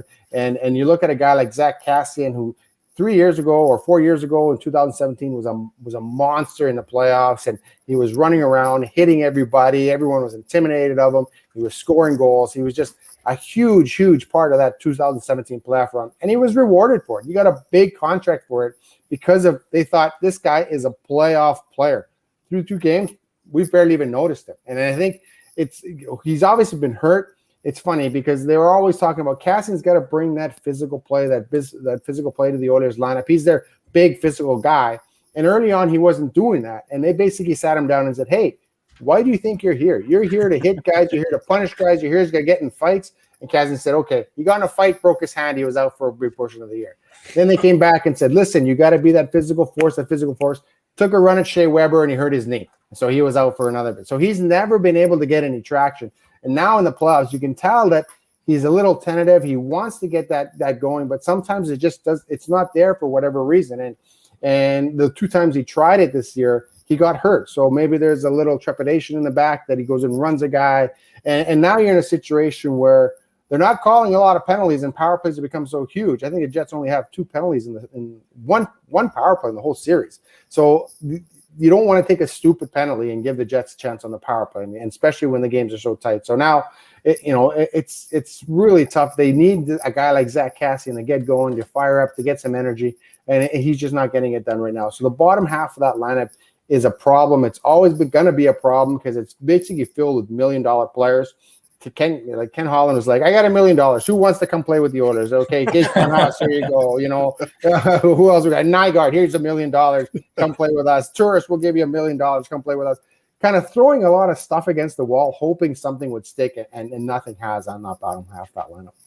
And, you know, before I get to my question, like maybe Derek, you know, Cassian with those back-to-back 15 goals is trying to tell Dave Tippett, no, I'm a sniper. I'm not a physical player. But, you know, just moving away from the forwards and going to the defense, you know, obviously, you know, you mentioned Nurse played, you know, over 30 minutes and Nurse is he I don't know if he ends up being a Norris finalist, but he's definitely in that conversation. He had that type of year, both offensively and defensively. Drew talked about it a few weeks back. Like he's been sensational this year for the Oilers. We don't have to tell you that, but like going into Game 3, I mean, and I think Nurse had 5 or 6 shots, and I don't know how many Barry had, but he probably had, you know, close to that as well. And you mentioned the power play, and obviously, you know, Nurse and Barry are guys that are going to have an impact on the power play if they get those opportunities. But is that something you're also expecting here in Game 3, considering that, you know, McDavid and Draisaitl have been kept off the score sheet? Are you expecting the Oilers to try, like, and maybe that's something that, you know, isn't different than, you know, they normally try to do, but maybe even more so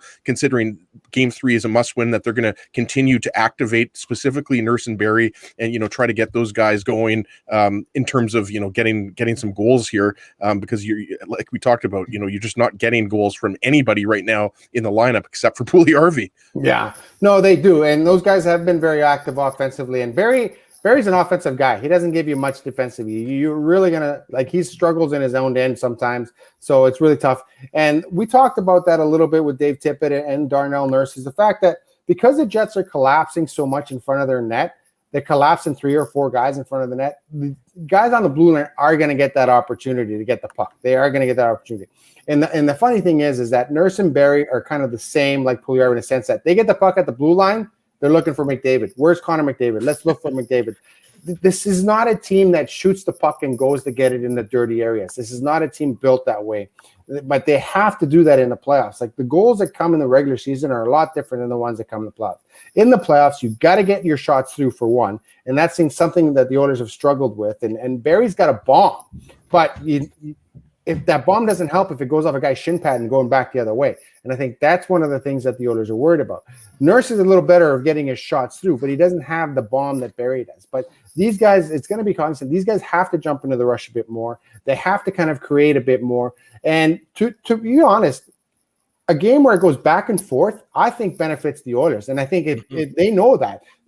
And you saw some of the games in the regular season, they were back and forth, because the Oilers were not afraid to play that game. They were not afraid to take chances offensively, knowing that they were going to give up some chances defensively. It was like 80s hockey back then. And as long as they got the save, they were fine. And I know the Jets don't want to play that game. The Jets don't want to be suckered into that. But I think it's really cognizant on the Oilers defensemen to jump in the rush, that when they get the puck at the blue line, to step into those offensive situations, to shoot the puck a lot more. And I think that's going to open the game up. The Oilers have to find a way to open the game up, to create spaces, to stretch it out, if you will. And they can't be afraid to give up odd man rushes if they want to get odd man rushes. Because I think if it turns into a rush game, then I think that benefits the Edmonton Oilers, and the Jets do not want that. They know that's going to benefit the Edmonton Oilers. They know the Oilers are a much better rush team than they are. The Jets are more of a cycle team, work the puck down low, get it back, and do those type of things. And I think when it comes to activating the defensemen, Barry and Nurse and some of those other guys, they have to do that. You're not going to get any offense from Larson and Kulikov. Like, you guys know Kulikov really well. That's a pretty good pairing. That's a pretty good defensive pairing. They're great, but they're not going to get any offense at all. You're not going to get anything from them. I think Larson had 4 goals, and he was celebrating. Yeah, 4 goals on the year. That's a career high for me. And Kulikov doesn't provide any offense at all. So the only guys that provide offense on the back end are Barry and Nurse. And Ethan Bear has a little bit of offensive ability.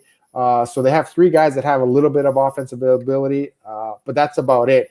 But when you're trying to activate those guys, you got to say to them, listen, we got to activate you. You got to jump in the rush. And so now you're asking guys like Kulikov, like Larson, okay, who have no offensive instincts at all. Not that I've seen from Kulikov. You guys might know Kulikov better than I do, but he doesn't seem to have a lot of offensive instincts. He's a defense-first guy. Now you're asking those guys, okay, you're going to have to get into the slot. You're going to have to shoot the puck a little more. You're going to have to not be afraid to jump in the rush. And that's something that's completely out of their comfort zone, because those guys are shutdown guys. totally, and they have no offense. But if you need some offense from your back end, you're going to have to get everyone to kind of contribute. Derek Van Diest is our guest on the Illegal Curve Hockey Show, talking about the Oilers and the Jets series. The Jets leading 2-0. Game 3 goes tomorrow evening back here in Winnipeg. Derek, of course, covers the Oilers for Post Media. Derek, just before I ask you my question, just to give you a little insight, when we were on 1290 on TSN here in Winnipeg, we used to run a contest for a Jet who scored a Jets goal, and you had to kind of guess who got a caller would call on, and they'd say, we thought it was this player. And one of the options was Dmitry Kulikov. But, of course, he hadn't scored a goal that year. So he's not exactly a player who provides a lot of offense. We used to give that away. We'd say, people, don't select Dmitry Kulikov. He's not the guy who has a goal. Doesn't have a goal yet this season. So you're right. Not a guy that you're expecting to provide a lot of offense. Although he had a little bit of a nice rush yesterday. The one thing I wanted to ask you about, though, is the physicality of this series. Is that something that's a little unexpected? Whether you believe the hit numbers or not, I think they're about 120-87 in favor of the Jets by the official count. Whether that's accurate is a question mark, but by the official count on the NHL website, that's what they have it at. Do you think that's an element? Because this isn't something that we've seen a lot from the Winnipeg Jets per se this year. This isn't the Jets team from a few years ago that had big bruisers on it, but yet they're playing a physical game. Did you think that caught the Oilers a little unaware? A little bit, and yeah, it's funny because that hit counter in that game 1, I think the guy was leaning on the button or something, and then realized it. Like, oh my god!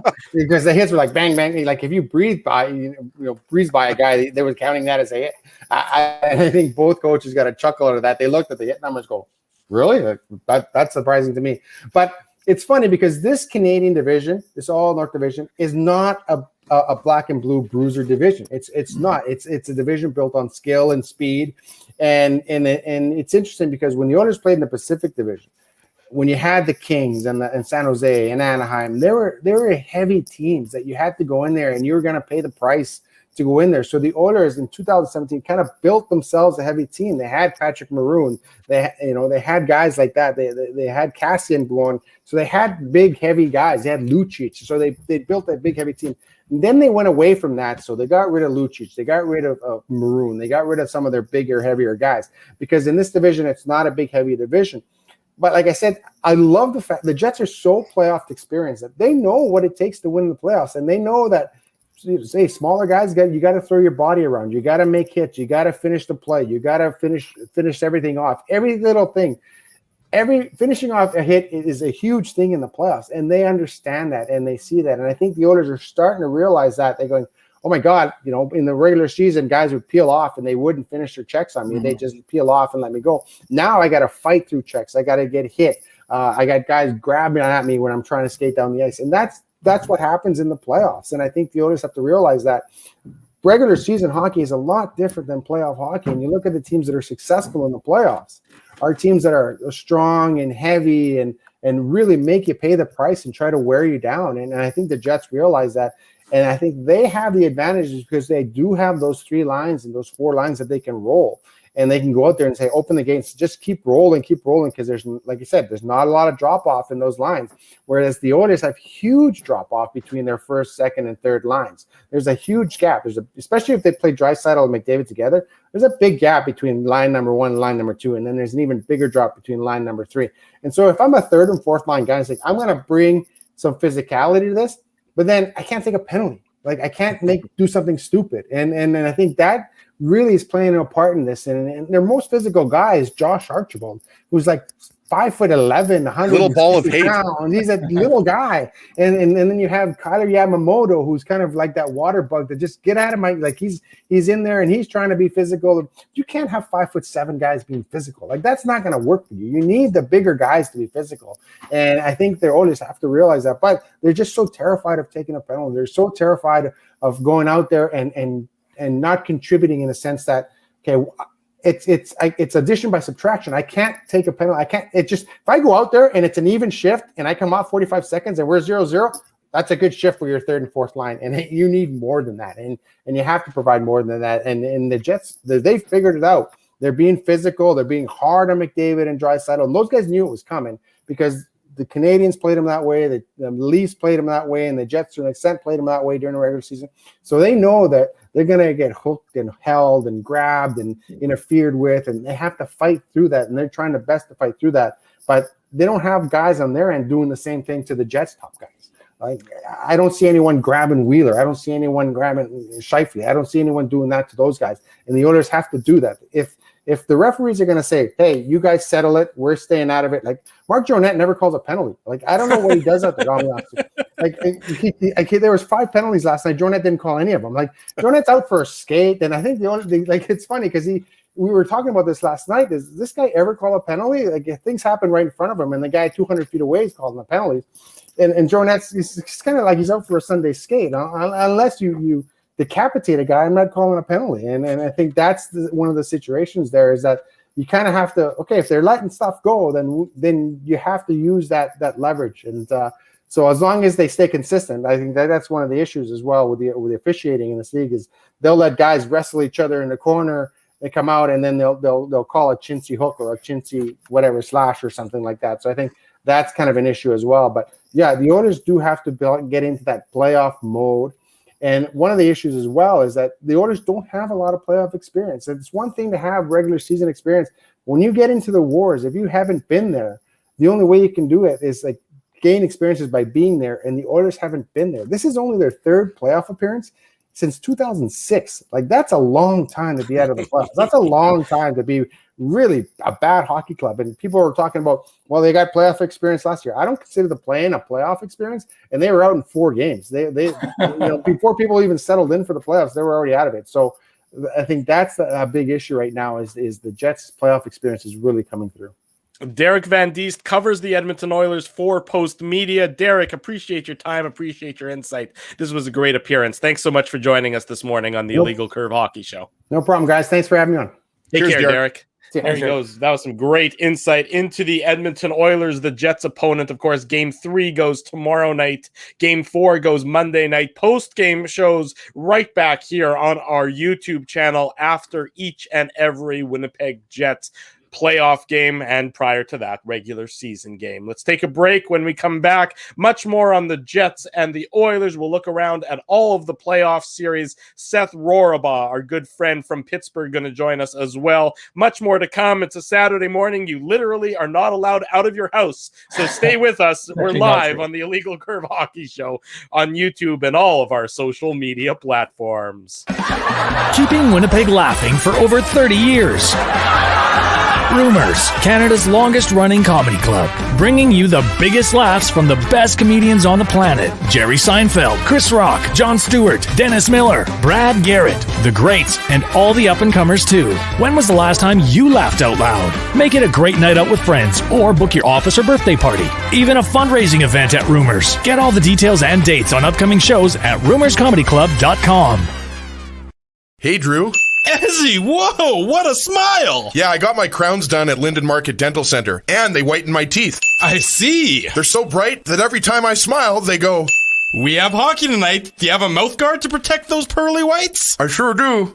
Whoa, they even ting through the mouth guard. Linden Market Dental Center covers all your dental needs from restorative to cosmetic dentistry and will fit you with a sports guard for that active lifestyle. 877 Waverly. See lindenmarketdental.com. Hi, it's Drew from Illegal Curve here. Selling your home can be stressful, but it wasn't for me. Thanks to my friends at Zappia Group Realty, they made the process so easy. My home sold within 48 hours and with multiple offers. Zappia Group Realty took care of everything with their exquisite customer service and attention to detail. If you want to sell your home for more in less time, get started by talking to Frank and Mauro Zappia of Zappia Group Realty. Online at zappiagroup.com. While you can't always count on your team winning, nor your favorite player scoring, one thing you can always count on is Bernstein's Deli. They've expanded their services because the team at Bernstein's Deli wants to accommodate your needs and keep you safe. Open Tuesday to Saturday from 9 a.m. to 6 p.m. to serve you. Head to your phone, in-store or online to shop for groceries or order meals from the restaurant, like the legendary Illegal Curve sandwich. Just go to bernsteinsdeli.com. This year's Stanley Cup playoffs may not have fans in the arena, but you can still cheer for the Jets from the comfort of your own home. Thanks to the team at Lynn's Heating, Cooling, Sewer and Drain, offering discounted air conditioning or furnace tune-ups, you may want to cheer a little louder. For Winnipeg residents, Lynn's is offering next day discounts of 10% off AC or furnace tune-ups for each goal scored by the Jets. Cheering for the Jets just got even better thanks to your friends at Lynn's. So you're a pizza person, you married a wing person, but somehow your kids are salad people. You can't pick your fam, but you can pick your BP meal deal. Starting from $18.99 for takeout or delivery at bostonpizza.com.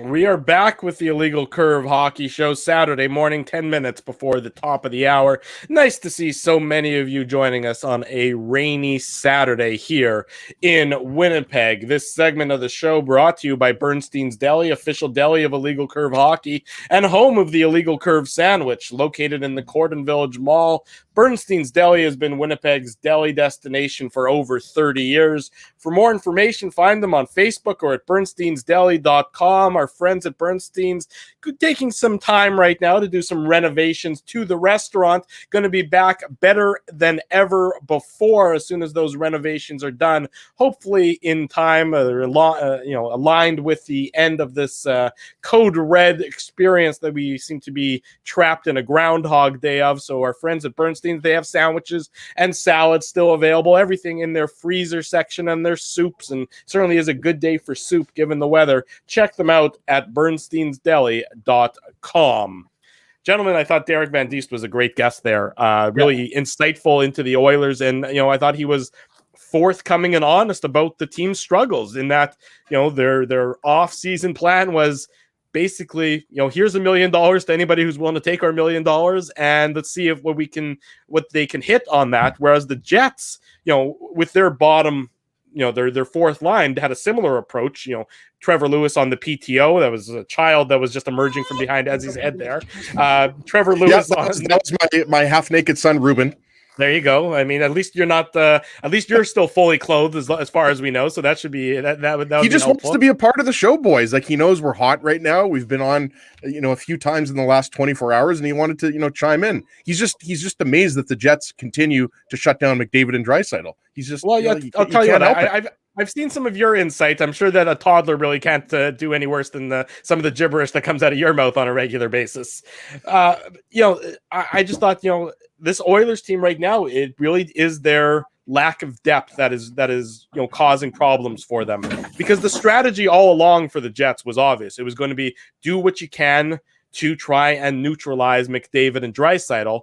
And they're more successful than we expected, I would say, or more successful than I've expected. And there's nobody behind them to pick up the slack. And that's really where the biggest problem right now for the Edmonton Oilers is that if the Jets can continue to do what they're doing against the Oilers' best players, and there's certainly a big if there, if they can, there's just nothing behind them. I mean, you heard the options that Dave Tippett has available to him, though those aren't really, those are hope and prayer options, Dave, more than anything else. No, I again, like I said, I think that this is a team that's looking for answers, and there aren't many. And because what have we talked about with his Oilers team consistently all year is a lack of depth.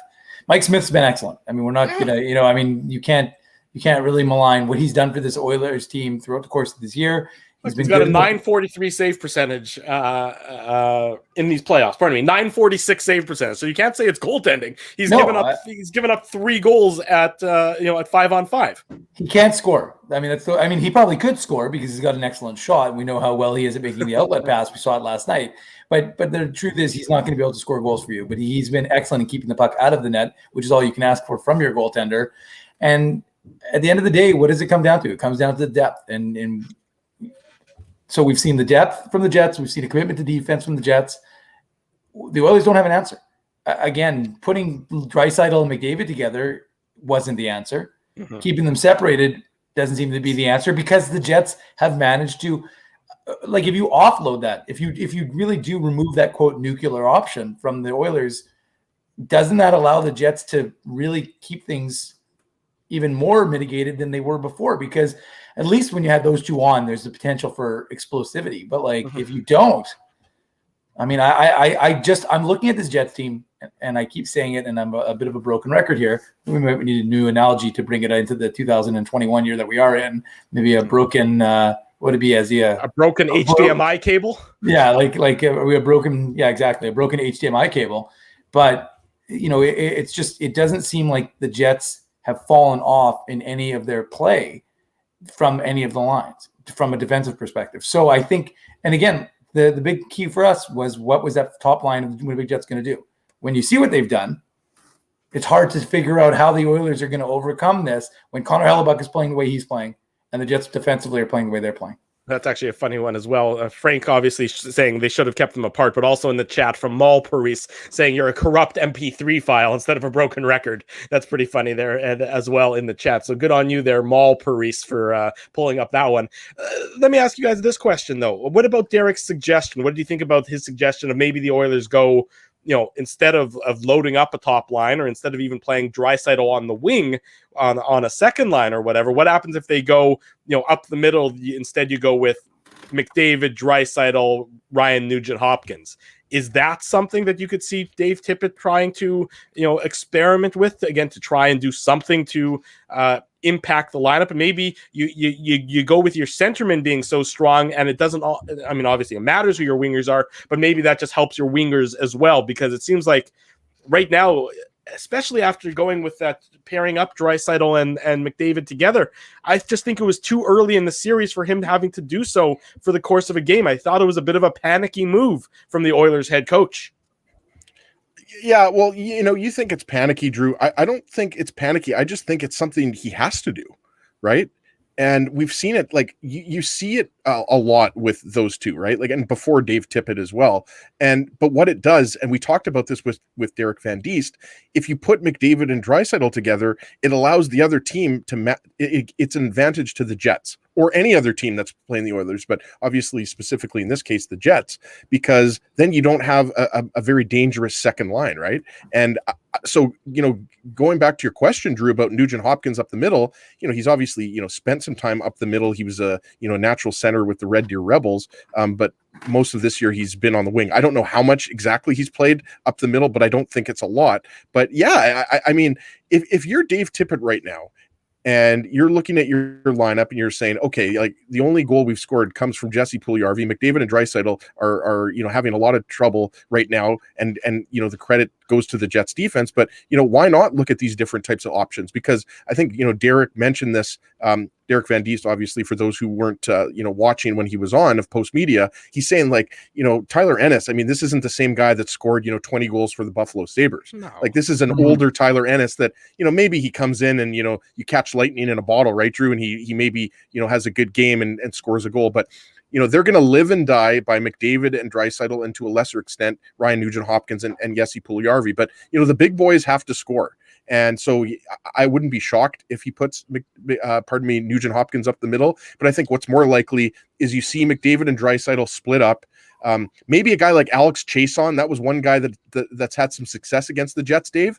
Maybe Chason is a guy that gets an elevated role in the top six, because as Drew mentioned, Dominic Cahoon, he only played 8 minutes or 8.5 minutes, whatever it was. He hasn't had much of an impact. And neither has Kaylor Yamamoto. Yamamoto's a really skilled player. He's a first-round pick. Yamamoto's a guy that, hopefully for the Oilers, not for the Jets, hopefully he gets going. But, the Jets have been treating Kyler Yamamoto like the Anaheim Ducks treated Toby Enstrom in the playoff series back in 2015. Yeah, it's good comparable. They've been physical against him on absolutely every single shift, just trying to get Matty in his Perreault was driving him nuts. Look, you just, again, the advantage the Jets have is that there's only so many what I'll describe as threats on the Oilers. Now, their two biggest threats are probably the two biggest threats in the entire NHL, or two of the top 4 or 5 biggest threats in the entire NHL in McDavid and Draisaitl. But after that, if you can neutralize Yamamoto, if you can neutralize Puljujarvi, if you can neutralize Ryan Nugent-Hopkins, well, I mean, you're in a good position. And the Jets just, I mean, they're they've had a very good approach to the first two games, and full credit to Jets head coach Paul Maurice from my perspective in how they've been able to really do that, and how they've really been able to get under their skin and frustrate them, and really prevent them from having impact on this series. The only thing I'll add, I was just going to add quickly. Clearly, there's nothing of significance that happened in the Jets availability, because not one of our friends who are there, because obviously we're here doing the show, have tweeted a thing of relevance. So whatever the Jets were saying this morning, it wasn't significant, I would imagine. But if it is, we'll have it up on illegalcurve.com. And with that, we're pleased to welcome to the program our very good friend Seth Rorabaugh to talk a little bit about another series that's happening in these playoffs. Obviously, our attention here, Seth, has been dramatically focused on the Winnipeg Jets, but later this afternoon, the Pittsburgh Penguins have an opportunity to take a 3-1 stranglehold on their series against the New York Islanders. Nice to see you, Seth. Thanks so much for joining us this morning. I appreciate the invitation as always, guys. Thank you. Our pleasure, Seth. I look at this Pittsburgh Islanders series, and I think that the Penguins, to me, are a team that has been disrespected. I mean, lots of people in and around the NHL, especially here in Canada, where we didn't pay that much attention to what was going on down south this year, were, I think, probably surprised to see that the Penguins were the best team in their division at season's end. And all the talk was about the Islanders and Barry Trotz and Lou Lamoriello and his offseason moves, or his trade deadline moves, getting Kyle Palmieri. But the Penguins went out and very stealth-like absolutely stole Jeff Carter, and he's been absolutely dominant for the Penguins so far in the first 3 games. And now the Penguins have an opportunity to really take a stranglehold, as I mentioned, on that series against the Islanders. Yeah, I mean, the Penguins, there was a lot of sour taste after the bubble last year, and they got knocked out by the Canadiens. And the big three, meaning Sidney Crosby, Evgeny Malkin, Chris Letang, I mean, they were all a year older. They were a couple years now removed from their most recent Stanley Cup title. And, having seen, quote unquote dynasties like the Los Angeles Kings and Chicago Blackhawks in recent years really, really fade away. A lot of people were wondering if the Penguins are kind of going down that road, but they quietly retold, the supplemental parts of the roster. And they really relied on a lot of the depth that they had to lean on this year, with Evgeny Malkin out for a couple of weeks, Jason Zucker out for a couple of weeks, Brandon Tanev, your fans in Winnipeg love that guy. He was out for a few weeks, so they really relied on a lot of the supplemental depth that Jim Rutherford, the former general manager, put in place before he resigned. Then you have your Ron Hextall come in, and he brings in a very familiar face to himself, and Jeff Carter from Los Angeles, and just been a revelation here. He leads this team in playoff goals so far. Three goals in 3 games here was a huge part in their victory in Game 3, getting 2 goals, including their first power play goal. So, they've built up their depth, whether it was under Jim Rutherford or supplemented here by Ron Hextall. And I think the success that they enjoyed in the regular season, winning the division, as well as their 2-1 lead here, is a testament to what they've accrued in terms of their depth.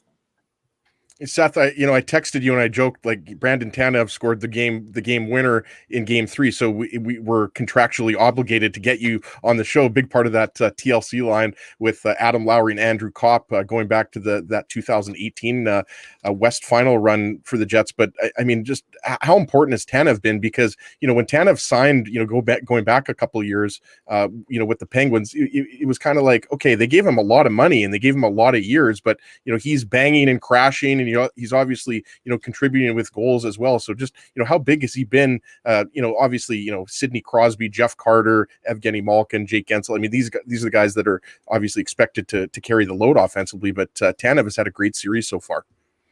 Yeah, going back to when he signed in 2019, that offseason, the Penguins had they were swept out of the first round that year in the playoffs by these Islanders, and Jim Rutherford, the general manager at the time, just outright ripped the team, saying, maybe some of these guys just, they're happy, have won a couple cups and they're content, and maybe this team isn't hungry anymore. So he goes out and trades away Phil Kessel, a fantastic player. Oli Mata was a key contributor to 2 most recent Stanley Cup titles here.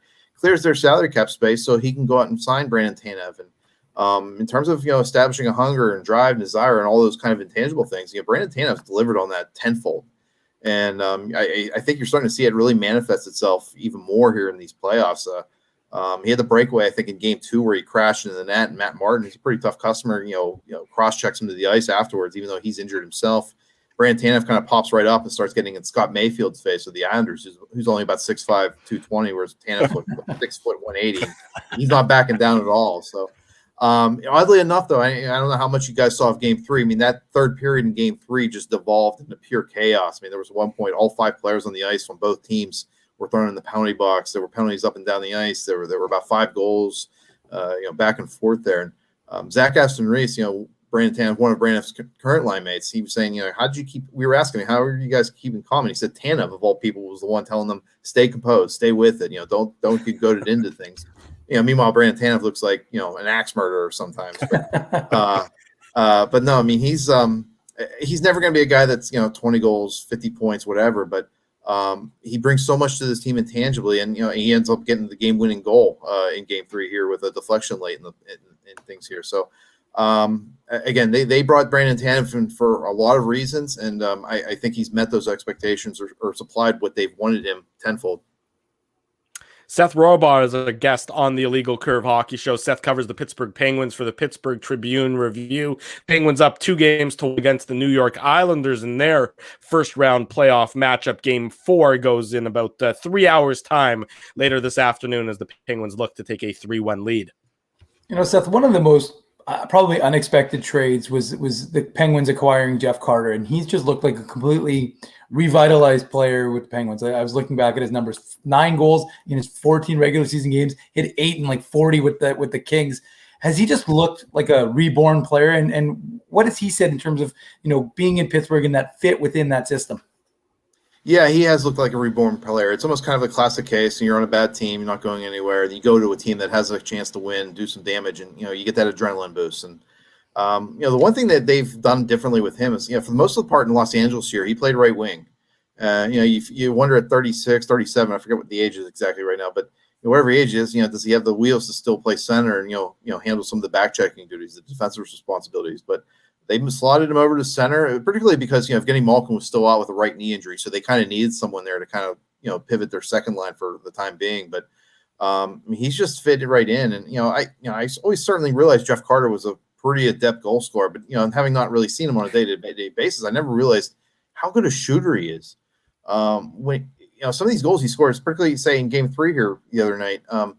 He just kind of lobs it on net the way it looks like it. Then when it arrives at the net, it's like a pinpoint top shelf shot. Whereas, someone like Brian Rust, is a solid 20 goal scorer. He needs to squeeze splinters out of his stick to pinpoint a shot like that. So this is a guy that just, he's always had the goal scoring acumen. It was fair to wonder where he was at, late 30s here, but he's just been revitalized. And now with Evgeny Malkin back in the lineup, he's a third line center, going against the Islanders' third defensive pairing and, third and fourth line. So he's benefiting quite a bit here in terms of the matchups with all 3 of those centers in the lineup. And on top of that, too, he's also, established something of a rapport here with Jared McCann, who's kind of bounced around the Penguins lineup in recent years and never really had a line mate that he could, be bolted onto. And those two have really, really become a tandem here and really developed some chemistry here. So, Jeff Carter, and on top of that, too, the Penguins got Jeff Carter for about half his salary, too. Los Angeles retained some of that salary. So that's another key part of this. So, and they have him for another year here. So, by any stretch of the imagination, it's worked out here for Jeff Carter so far. Undoubtedly. Seth Rohrbaugh, our guest on the Illegal Curve Hockey Show. Seth covers the Pittsburgh Penguins for the Pittsburgh Tribune Review. So, Seth, speaking of the return of Evgeny Malkin, well, now up the middle, you got a pretty good trio with Crosby and Malkin and Jeff Carter there as well.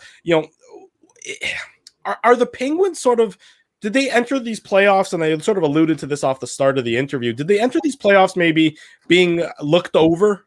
Maybe, I don't know if they're too old or you just never thought, people didn't think of them as a legitimate Stanley Cup contender. Do you think that maybe sort of stuck in their craw a little bit? Like they're like, hey, we want our division. We got a pretty good trio of forwards up the middle. We got some decent goaltending. At least Tristan Jarry's looked better in games 2 and 3 than he did in game 1.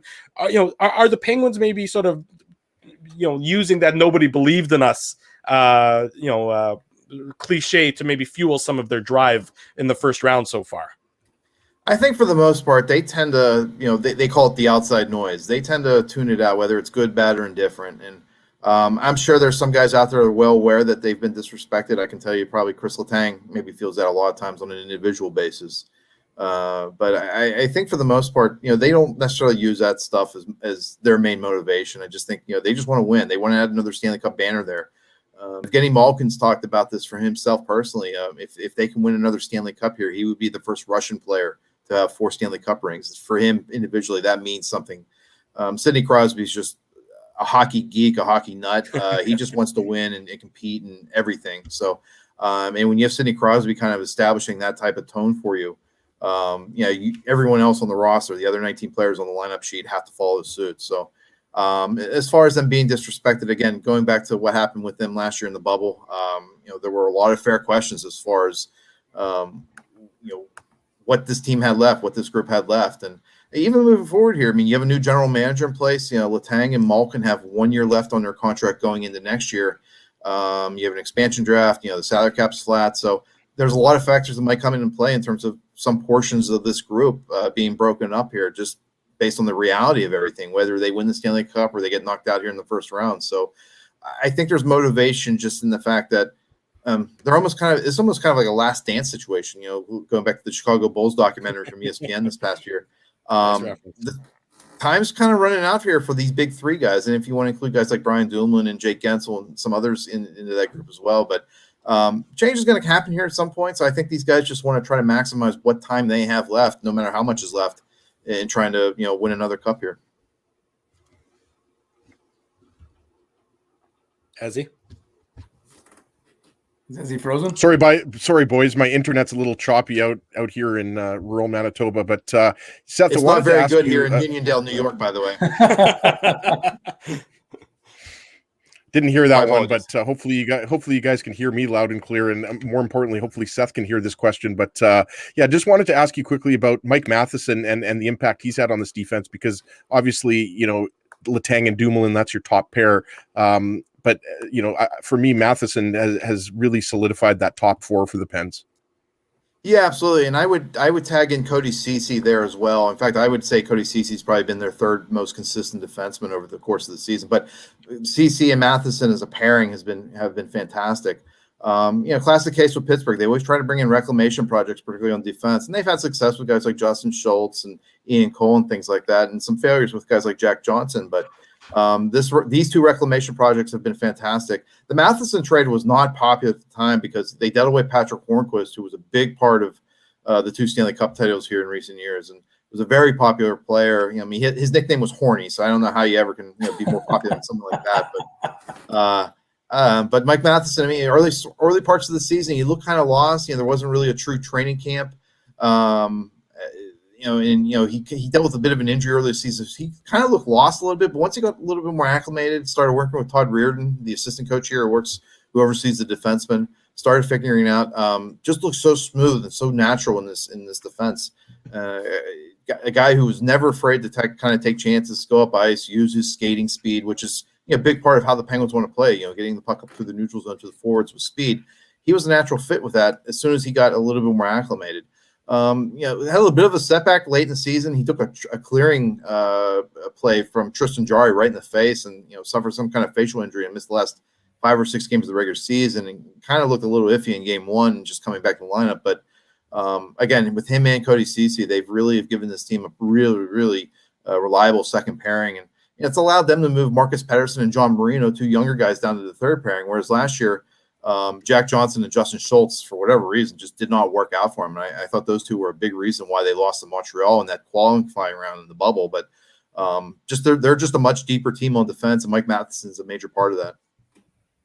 Seth Robar, our guest here on the Illegal Curve Hockey Show, talking about the Penguins. Seth covers the team for the Pittsburgh Tribune-Review. He's in Long Island, where the Penguins and the Islanders will play Game 4 of their series later on this afternoon. Seth's appearance on the show is brought to you by Boston Pizza. Boston Pizza has the perfect starting lineup tonight with the BP Game Day Meal Deal. Choose 2 of your favorite medium gourmet pizzas, along with a triple order of Boston's famous wings, plus 2 dipping sauces, all for $54.99, available for takeout and delivery only at bostonpizza.com, or download the MyBP app.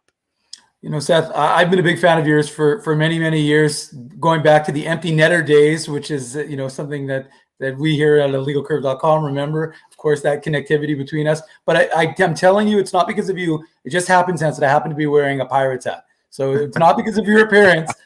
I just happened. I have an extensive hat collection. I grabbed this one randomly, but it turned out to be good because, of course, you're on the show. And, I was reading your empty thoughts column, which is obviously from the Empty Netters. And I think one of the things that, stuck out to me was Sidney Crosby. He has the one goal in the series, but it's the goals that he's preventing. And Sidney Crosby is just that player that, there's an article about, I didn't really read it, but I saw it garner a lot of attention about Sidney Crosby and whether he should be moved and that sort of thing. But it's amazing to me that he's a guy who just doesn't get a lot of attention. People aren't talking about him, but it's all of those things that he does not scoring that is just so impactful for this team, isn't it? Yeah, Mike Sullivan, he's almost like a broken record when he talks about Sid in this regard. He calls him the most complete 200-foot player in the game. And that's maybe not something you would have said about Sid his first couple of years in the league, as an 18, 19, 20-year-old or whatever. But, with time, he's really devoted himself to playing such a complete game. His first couple of years in the league, he was like 38, 39% in faceoffs. And he just kind of focused on that, made it like an offseason priority for him early in his career. And now he's, one of the better faceoff guys in the league. He's usually up around like 53, 54, 55, 6%. Only guys that ever really beat him in faceoff are like, the really dominant ones like Patrice Bergeron at this point. So he's a guy that just any little rough edge in his game, he'll work on it maniacally after practice and things like that. And, the thing that really stands out to me now about him at this stage of his career is how much he goes out of his way to make teammates feel welcome, whether it's a new guy like Mike Matheson, who's a veteran coming to the league, or even a young guy who's maybe just kind of hanging on and just getting his first chance. One of their last practices here in Pittsburgh before the playoffs opened, it was Chris Letang and Sidney Crosby working on little kind of like passing plays in and around the crease with Alex Diorio, an undrafted goalie. He's like 4th or 5th in their organizational depth chart. All due respect to him, he's probably the most relevant player in the organization, but Sidney Crosby and Chris Letang are each going out of their way to make him feel welcome, make him feel more part of this team, and obviously help him, improve in some areas with, plays around the net. So, and over the years, Sidney Crosby's done that so often. When reporters were still allowed in the locker room before the pandemic, they would put all the guys up from their American League affiliate in Wilkes-Barre. They would stick them in stalls around Sid, and Sid would just kind of hold court with a lot of those guys and just talk to them about everything, things on the ice or things off the ice, where to go eat, just things to do with your money, just. He's embraced this as his team. It might be Mario Lemieux's team. The practice facility has Mario Lemieux's name on the building, but this is Sidney Crosby's team in a lot of ways, and he's doing everything he can to help this team win, get to another Stanley Cup. And again, he might not be a guy that's putting up 100 points every year and challenging McDavid for the scoring titles and things like that. But again, to quote Mike Sullivan, he's probably the most complete 200-foot player in the game. Seth Rohrabaugh covers the Pittsburgh Penguins for the Pittsburgh Tribune Review. Seth will have coverage of today's Isles Penguins Game 4 going on in about a little less than 3 hours from now. Seth, appreciate your time, appreciate your insight. Thanks so much for joining us this morning on the Illegal Curve Hockey Show. Appreciate the invitation as always, guys. Be well. Be well, Seth. All the best. Thanks to you. a lot, There Seth. he goes, Seth Rohrabaugh, joining us on the program. Let's take our final break. When we come back, we'll look at some of the other playoff series around the NHL. Much more to come. You're listening, you're watching, you're chatting with the Illegal Curve Hockey Show. We're live on YouTube and all of our social media platforms. Keeping Winnipeg laughing for over 30 years. Rumors, Canada's longest-running comedy club, bringing you the biggest laughs from the best comedians on the planet. Jerry Seinfeld, Chris Rock, Jon Stewart, Dennis Miller, Brad Garrett, the greats, and all the up-and-comers too. When was the last time you laughed out loud? Make it a great night out with friends, or book your office or birthday party. Even a fundraising event at Rumors. Get all the details and dates on upcoming shows at rumorscomedyclub.com. Hey, Drew. Ezzy, whoa, what a smile! Yeah, I got my crowns done at Linden Market Dental Center, and they whiten my teeth. I see. They're so bright that every time I smile, they go, "We have hockey tonight. Do you have a mouth guard to protect those pearly whites?" "I sure do." Whoa, they even ting through the mouth guard. Linden Market Dental Center covers all your dental needs, from restorative to cosmetic dentistry, and will fit you with a sports guard for that active lifestyle. 877 Waverly. See lindenmarketdental.com. Hi, it's Drew from Illegal Curve here. Selling your home can be stressful, but it wasn't for me. Thanks to my friends at Zappia Group Realty, they made the process so easy. My home sold within 48 hours and with multiple offers. Zappia Group Realty took care of everything with their exquisite customer service and attention to detail. If you want to sell your home for more in less time, get started by talking to Frank and Mauro Zappia of Zappia Group Realty. Online at zappiagroup.com.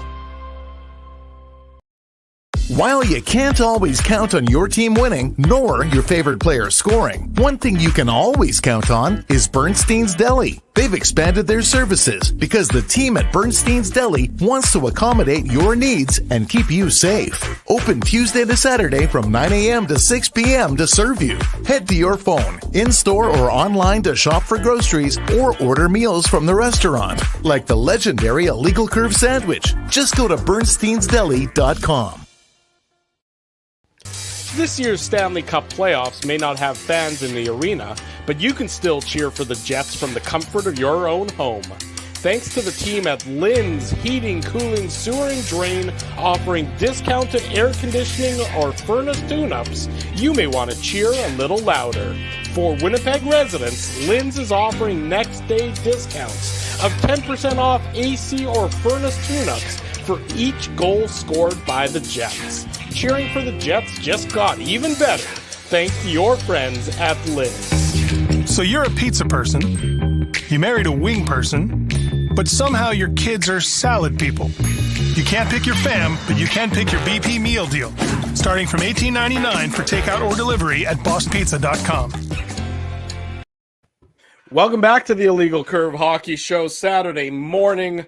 One final little segment for you as we wrap up on this fine rainy day. Stay home, stay safe, everybody. Of course, it is brought to you by Rumors Restaurant and Comedy Club, officially declared the funniest place in Winnipeg by Illegal Curve Hockey. For over 30 years, Rumors has been bringing Winnipeg the best in stand-up comedy, and they're going to continue to do so just as soon as it is safe to do. They are 100% champing at the bit to get back open, to get everybody the laughter that they so badly need right now. Reminder, anytime a game goes to overtime, be it a Jets game or any game during the Stanley Cup playoffs, it's time for the hashtag ICOTPool, brought to you by Rumors Restaurant and Comedy Club. Tweet at Illegal Curve, use hashtag ICOTPool. Send us who you think is going to score the OT winner. If you choose correctly, you may win a prize from our friends at Rumors Restaurant and Comedy Club. For more information about Rumors, check them out online, rumorscomedyclub.com.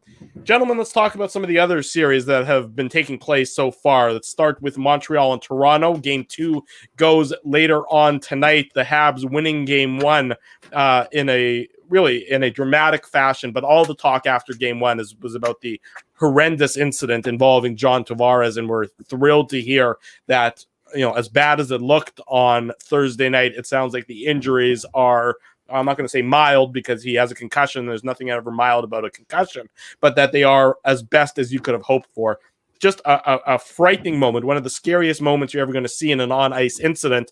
And then a stupid moment right afterwards with Nick Foligno demanding to fight Corey Perry, as if Corey Perry deliberately did that to John Tavares, which is so ridiculous. It's not even worth giving any credence to. I guess your thoughts about the Leafs and the Habs through one game. Well, first off, Carey Price was unbelievable, but yeah, you're right, Drew. I mean, the incident surrounding the Leafs captain was obviously what took over, everybody's attention. And you're right. I mean, all that matters right now is his health, and it looks like, he's doing really good. He's responsive.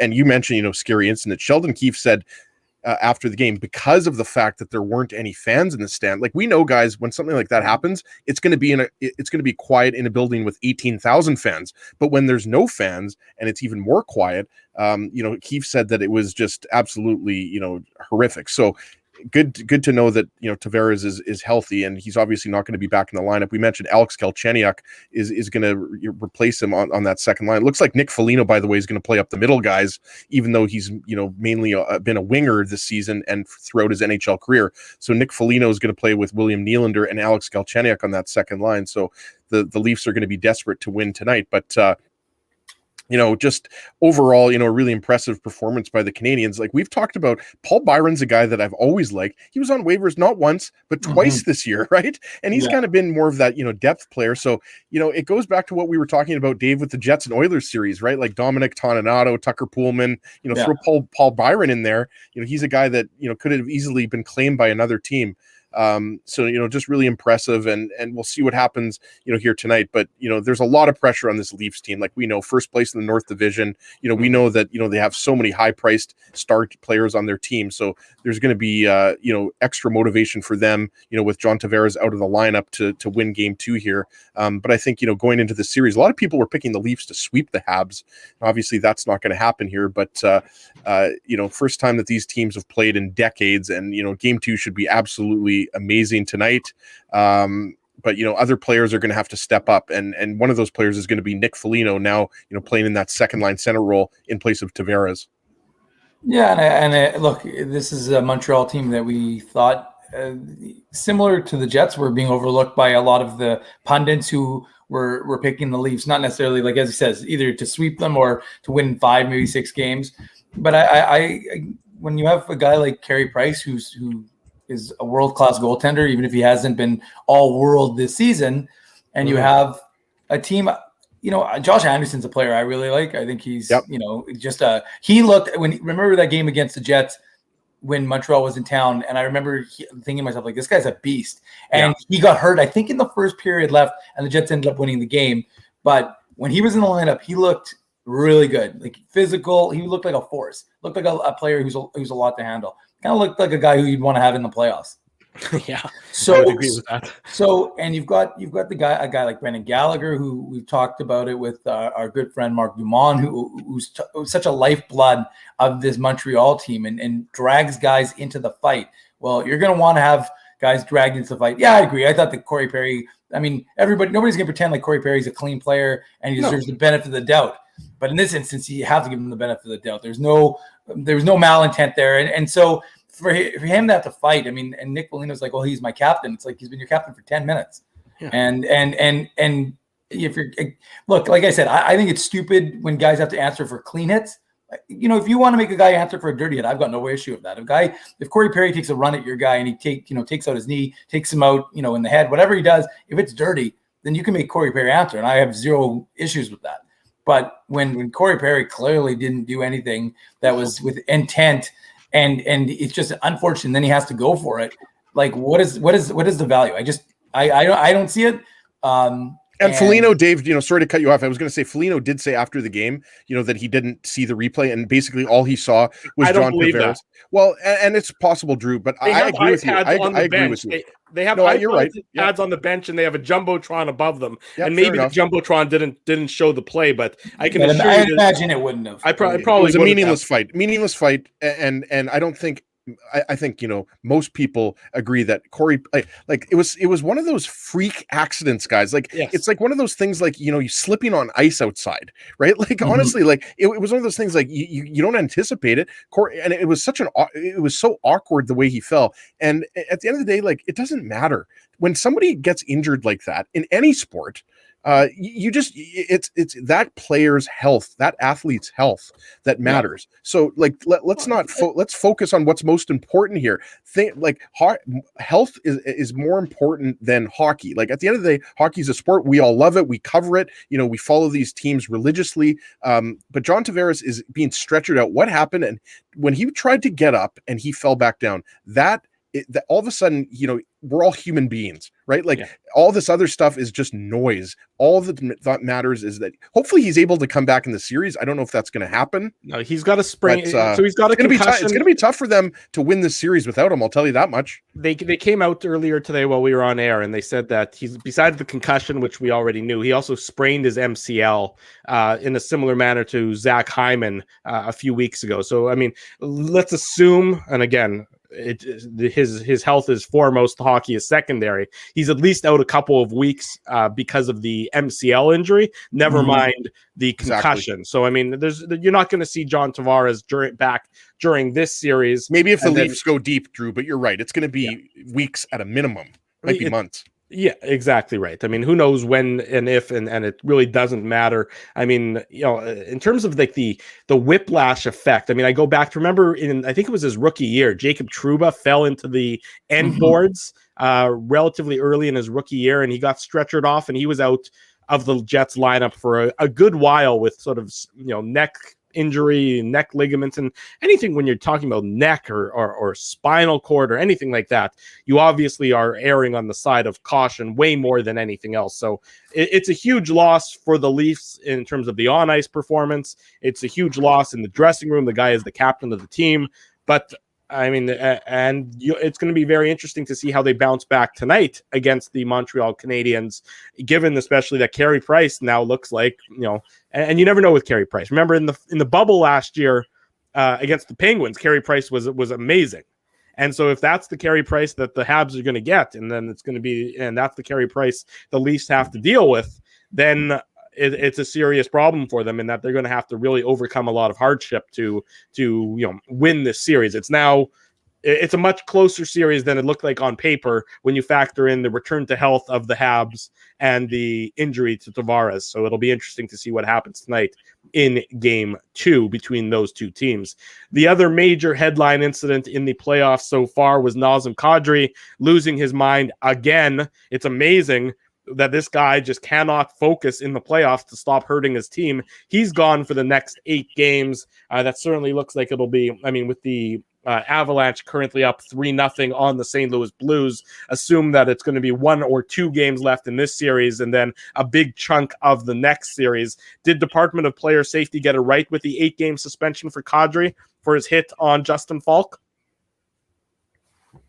Yeah, I can't see how they didn't. He's a repeat offender, regardless of how you define that, because usually I think it's that based on when his last incident was within a certain time frame, of course. But look, Kadri just makes it. I don't know how many regular season suspensions he has, but sure seems to like to get them in the playoffs. So Colorado is deep. They'll be able to sustain this without a major drop off. But it is a loss. He's a guy who's playing in their lineup.